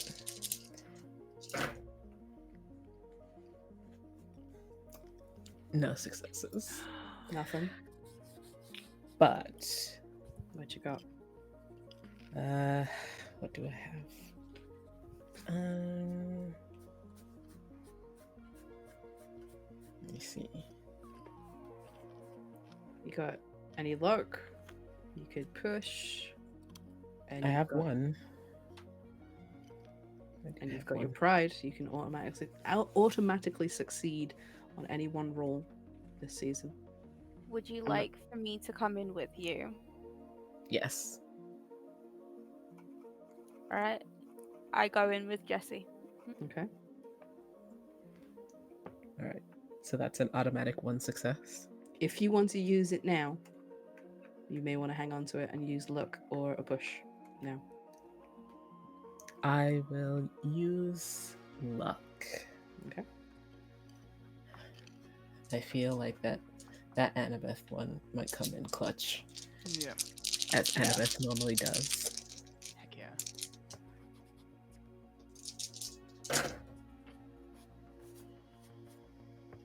No.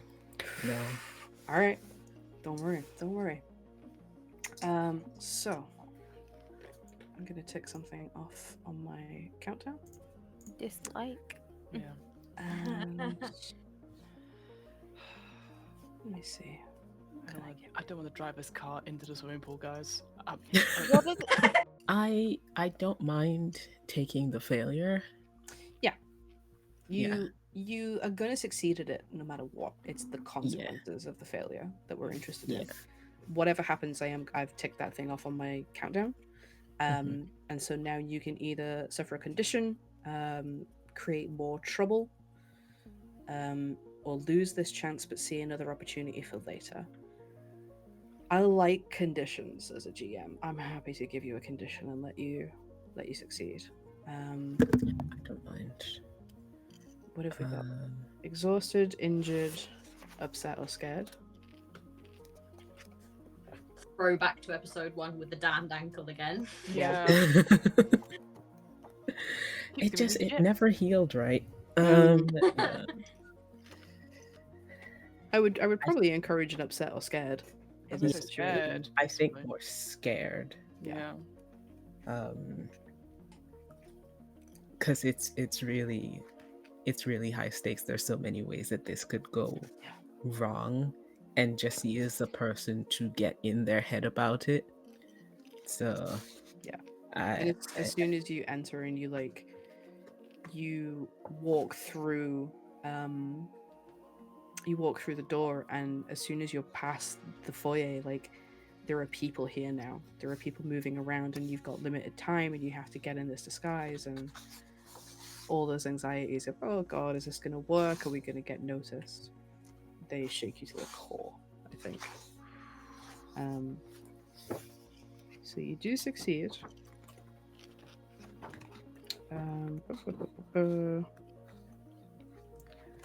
I'm wondering if you still get to do the pool thing. Oh, I love this. I've forgotten this is juicy as well. Okay, if you fail to lead, you must check a condition. We've already done that. And then ask the other kids how the relationship has been hurt. So I'm going to say specifically this is in relation to Annabeth because she's gone with you. Oh, shoot. Oh, blimey. I reject the premise. Yeah. And so And what do you substitute in return?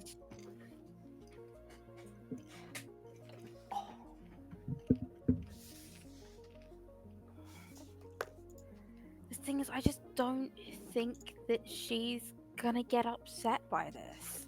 Okay. I love that narratively as well, though. Like, given what you've just been through and the conversation that you've just had and the understanding that you've reached. Yeah, I think, like, in this moment, Annabeth sees that Jessie is scared, and she does literally the only thing that she can do in this moment, and she just reaches out and takes Jessie's hand, and just gives it a little squeeze, and just quiet whisper, "It's okay, I'm right here." And then she lets go, and we carry on. Are you both getting into the hazmat suits? Yes. You successfully find some pretty small-sized ones that are still a little bit long in the arms and the legs. You are a little short for a stormtrooper, but you're gonna pull it off. Very good. 10 out of 10 points for that reference. Well done. Yep. Did you just give yourself luck? That feels like a very GM As a thing. GM, yes. Yeah. For sure. Damn. So yes, you have not ticked off any successes on the extended trouble track, but you have set yourself up for success moving forward. Annabeth, are you next? Yes, I am. Yes, I am, ma'am. I guess the only thing, I'm so good at mind skills, but mind doesn't really work for what we're going to do here. And so, I'm trying to set off the fire alarm because it's my job to clear everyone out. Mm-hmm. And I think that's more of a calculate role in trying to make tech work for me. Hang on, I had calculate up and now it's gone because I was looking at the helping words. Do you not investigate or comprehend the layout where it would be the best place and the best timing and everything like that Yeah, not on CCTV. I would actually argue that it's more likely a tinker because it is just a straight up interaction with a mechanical item. Calculate gives you the questions to find out more about a mechanical item or a piece of technology. Tinker is interacting with it. I'm worse at that. I'm sorry, but this has Jesse will narrative help stakes. you. Jesse will help you. We're in this together now. Oh. Is there not a way that can I investigate to try and find something to set off the fire alarm with? Oh, you don't have to worry. Jesse produces a lighter. Incredible. You're so helpful, Jesse. Man. I will say if you roll Tinker with that, you can have the extra d6 from Jesse, for sure. Oh, thank you. It's so kind. That's only 4 dice that I'm rolling. Okay. You can't always roll Investigate, Annabeth. Look, I was hoping for calculate because at least then that's 5. It's fine. It's fine. Then you get to ask, what is its purpose? How does it work? How can I use it? Yeah, how can I? Yeah, fine. I know all about fire alarms. Doing Sit it. and do a science class. Excellent. I think this is the first Tinker. Hey! 2 successes. Yeah. Oh. See, Honestly, trust in me. wild. Trust in me. No, we're gonna take get him this away from us. adventure So wrapped up hang in on. one session, guys. Giving you every opportunity to get him back. It's gonna be fine.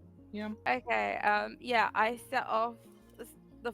I literally like we're in like changing cubicles next to each other, putting the hazmat suits on, Hmm. and then there's just like a little hand as lighter as blast like underneath because I happen to be in one that has like the smoke detector right above it, Perfect. and so I stand on like that bench thing Hmm. and just open the lighter and hold it up, and cause I'm short enough, like you can't see like the hand above, but like the smoke, and then it just chaos. Yeah. The bells start ringing, that piercing, loud, incessant sound, and you hear dozens of confused voices. What? What's going on? You hear girls shrieking from the foyer where the aerobics class have gone, ah, what's happening? And then just footsteps everywhere, all around. Um, I think we break out of the cubicles, Mhm. and just start going straight towards the pool. Fantastic. Okay. When you exit the your cubicles, you see people in similar suits moving in all directions. Some people gathering up equipment, some people heading out the fire exit, some people securing other doors. Um, for a highly organized scientific community, these people they look shambolic. There's a lot of movement, and you are able to move through it unimpeded. Nobody's paying any attention to you right now. You make your way through the changing rooms, past the showers where you would go before entering the pool, and then you turn a corner, and you're in. Hacker noises. I'm in. You reach the pool area, and Oh, you see Moo mostly submerged in the pool. Oh God. It's moving around of its own volition, but you can see that it's bumping around at the shallow end near the ladder and trying to find a way to climb out. It's having some difficulty though. It's a short creature, it's got its stubby little legs. It's having a hard time. The the only light comes from those big wide floodlights that you recognize from the chamber underneath the security tunnels. Um, the windows have all been painted over to stop people seeing in, and that is keeping the light out. There is, however, a skylight in the middle of the ceiling, and it has been left open. Um, the smell of chlorine is thick here, God. and because it is almost completely empty, there is an echo to every sound. The major sound that you can hear right now is the fire alarm, just clanging over and over again, and people running around securing equipment. People look at Moo and like, it's in water, it's fine, and then they stop thinking about Moo. Do they leave? Most of them are on their way out. Most of them are going through the fire exit at the far end.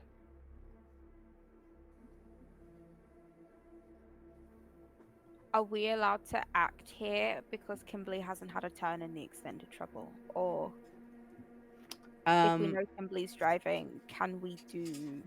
yeah. What is your role going to be driving, Kimberly? I'm happy to just do that, like that end bit. But obviously, if you, I'm just waiting for them to give me some sort of sign. I Okay. think. Yeah. I will say that you can also see the like the loading bay door from where you are through another double door off to your left. Mm-hmm. Um, the two inside, sorry. So if you wanted to reconvene as a group, make that a roll maybe towards the end, and Mhm. then you've got a Okay, we couple of still have to moves. get them open. Yeah, Got to get Moo out. yeah. mm, How did I get Moo in? So you've got two successes to go. Mhm. So you can plan out more than one more action, as long as Fiona takes an action. Kimberly does something. oh, okay.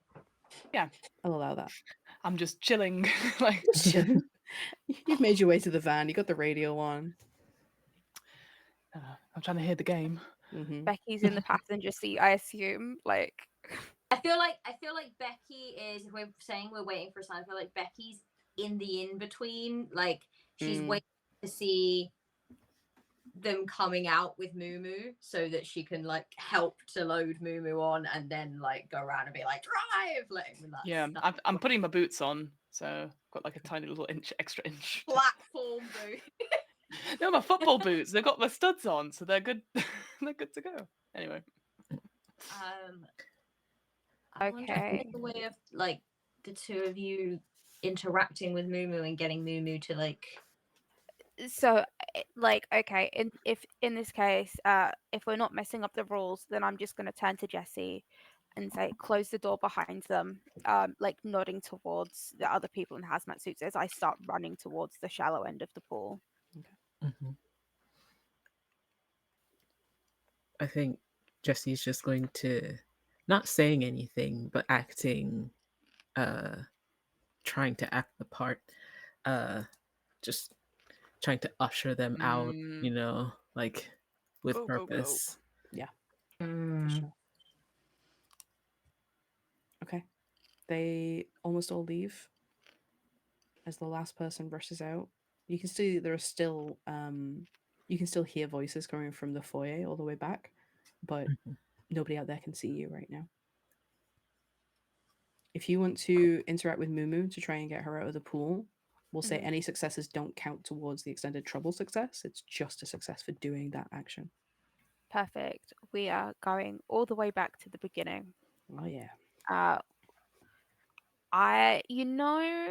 in kids' movies, Mm. when the animal companion has been taken, Mm-hmm. or the monster or the creature, and they have that scene of like it's usually like daylight outside, there's a forest, and like they touch foreheads. Mm-hmm. This is like a subversion of that. It is dark. Yeah. That the sunlight is like this this floodlight in the background. And I would like to make an empathize roll Ooh, I like it. because we're going back to the beginning. Yeah. And I know that Mumu feels what I feel, and I'm just trying to connect in a way that I can give her whatever she needs to get out of this pool Okay. without. So let's do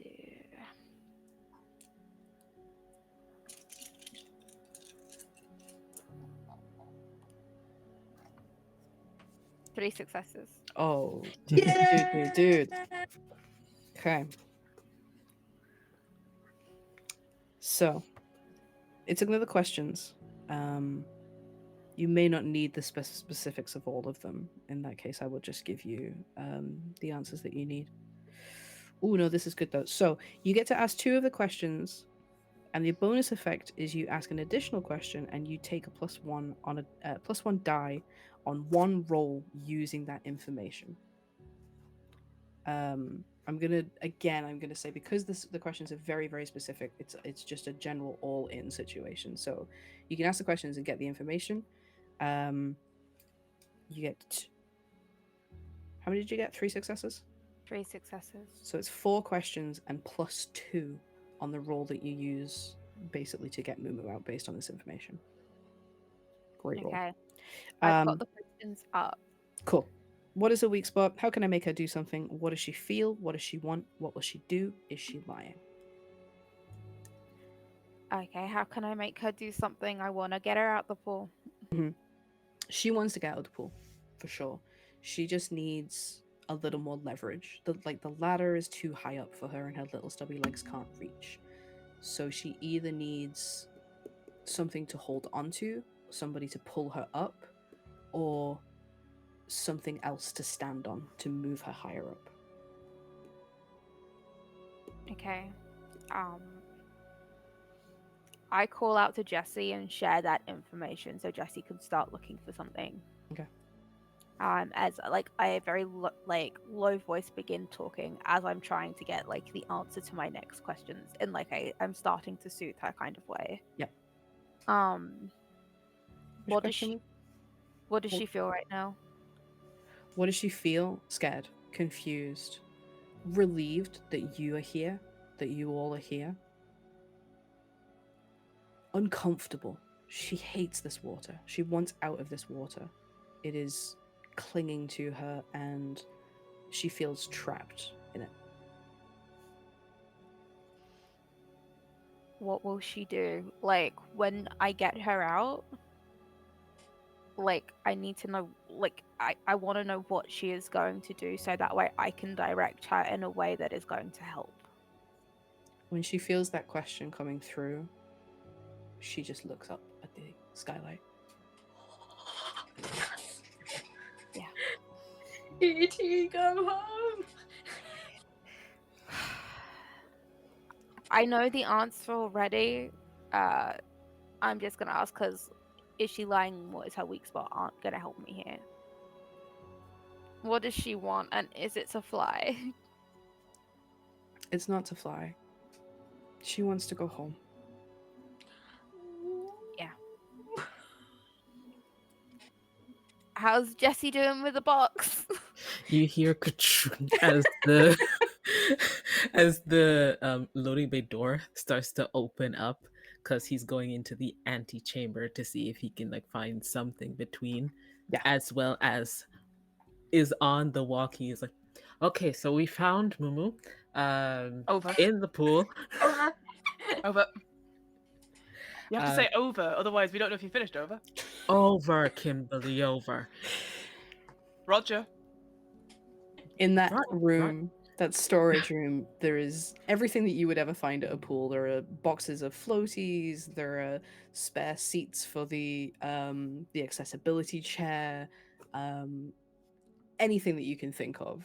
There's plenty of things that you could throw in to give Mumu a leg up. Cool.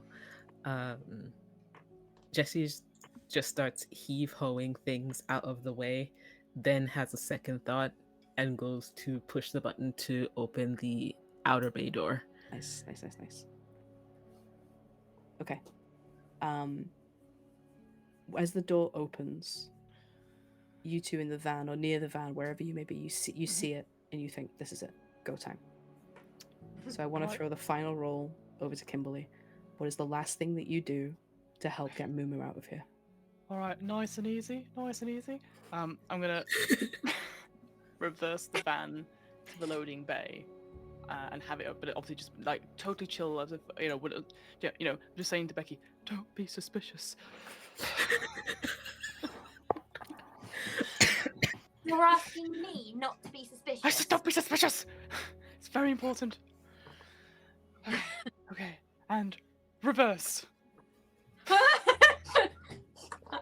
Terrified. Yeah, I just reverse, and with the door, the van stuff is open and just ready to receive our No, that load. Okay, I'm just don't making need to roll for that. That's Oh. It's already sort of backed up to the bay. Oh. This is where Mumu came in. Okay, yeah. But you see the door open and you see Jesse moving these boxes around and trying to move something into the pool. Okay, cool. I'm just We gonna help Jessie get stuff over. Is it like heavy? Is it heavy stuff? Some of it is. Yeah, I think speed is of the essence here. I'm gonna go and help, and then I'm gonna dart out and just gonna go be and ready help to Jessie. I'm just gonna be ready to floor it as soon as everyone's in. I think above the table, it's going to be more helpful if you use your roll to get Mumu out. Okay. I'll be like, I'll be back for you later. Get out of the car. Come and help! Okay, fine.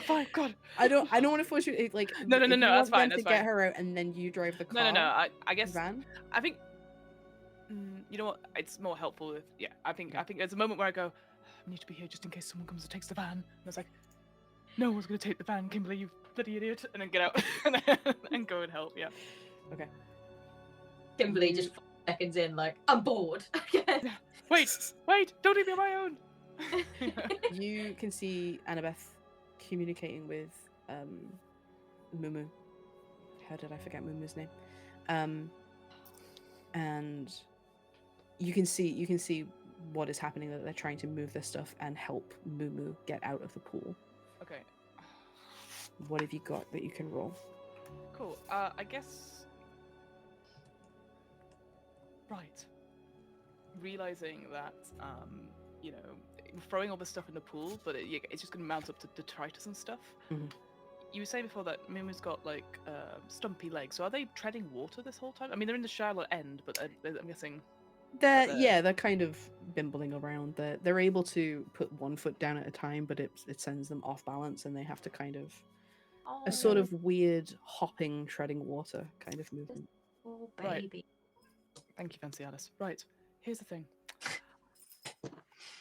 I'm going to see if there's any of those rubber rings, like the emergency rubber rings that you can. I want to dive into the pool with said rubber rings and go under each leg so that they help float the top. Yep, I love that. Yeah, that's so Perfect. Doggy paddle, come on, Mumu. Just like we spoke about when we did it on land.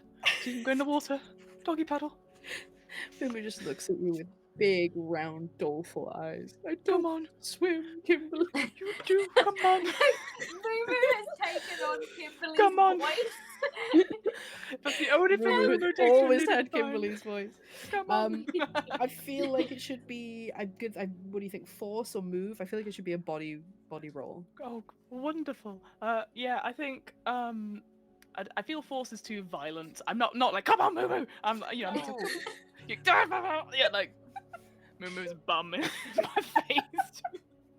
I think move if that's okay. Yeah, absolutely. All right. Let's go with the 7 dice.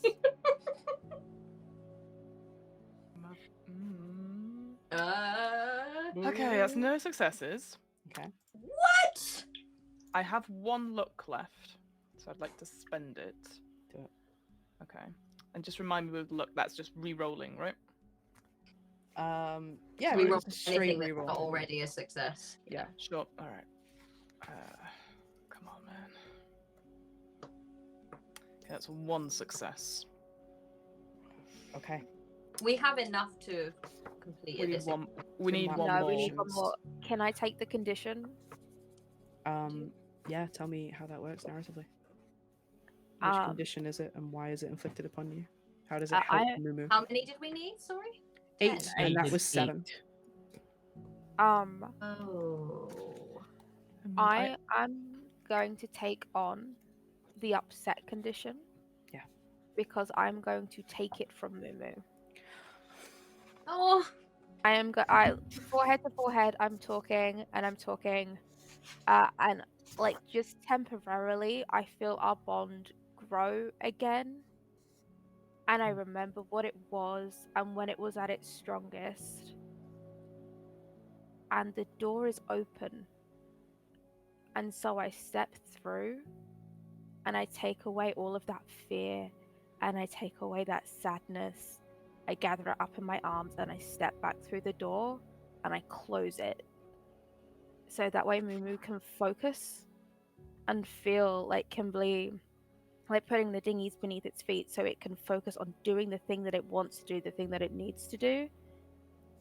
And I'm going to carry that now so that way Mumu can focus on getting home. That's all right, Taylor. I didn't need my heart. That's fine. Absolutely fine. Just stomp it. Okay. Okay. Mumu calms, Mumu quiets, and with a heightened awareness now, intentionally steps on these floaties, is able to gain a bit of buoyancy, gain some height, and land her legs on the side of the pool. Between you all, you're able to scrabble and grab and pull and heave her out. This huge alien creature that you have raised from an egg now towers over you. As the water drips off her body, you can see the skin, that oily skin, is actually kind of vaguely hydrophobic and is repelling the water. She's drying out very quickly. and from the areas that the water has fallen, you can see a sort of static. The hairs across her skin are standing up on end. You can see it rippling and changing and almost speeding up the drying process. She looks at each of you, and once again she looks up at the skylight. You look at her and you realize she's hovering several centimeters off the ground. Are you still touching her, Annabeth? Yeah. Annabeth and anybody else who has helped to pull her out, who is touching her, you feel that static effect growing and strengthening. The more that she dries off, the more that her strength is recovered as she takes her breath. And it begins to feel magnetic. You find that your hand takes an effort to pull away, that you cling to her.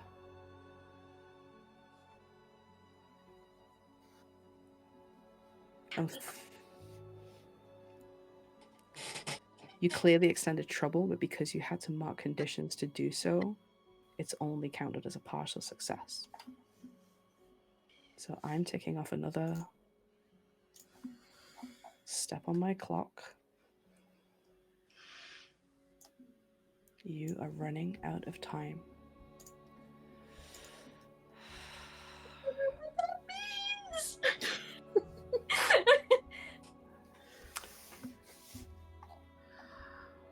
What do you do? We have to go. I think we need to make our way towards the loop. Hope. That's We where it was, can- right? The door? That's where the door was. We just need the key. Okay. And I'm just gonna have to hope that Daniel Raff pulls through. I think that's what I'm gonna have to hope for. Or maybe when we get to the loop, we need to head and try and find Dr. Peter Alexander and get help there. You gather But around Mumu. You feel yourselves being pulled to her. And the first time that all four of you are within the sphere of influence of this effect, Annabeth, you feel this surge of joy and buoyancy through the renewed connection with Mumu. And before you know it, all five of you begin floating, slowly at first, gathering speed, away from the pool, away from the tools and lights and experiments and tests, and up to the open skylight in the top of the pool. And then you're out, and you can see all of Great Yarmouth coated in snow and ice, disappearing below you, growing smaller and smaller as Mumu soars into the sky. Oh, I'm gonna be in so much trouble.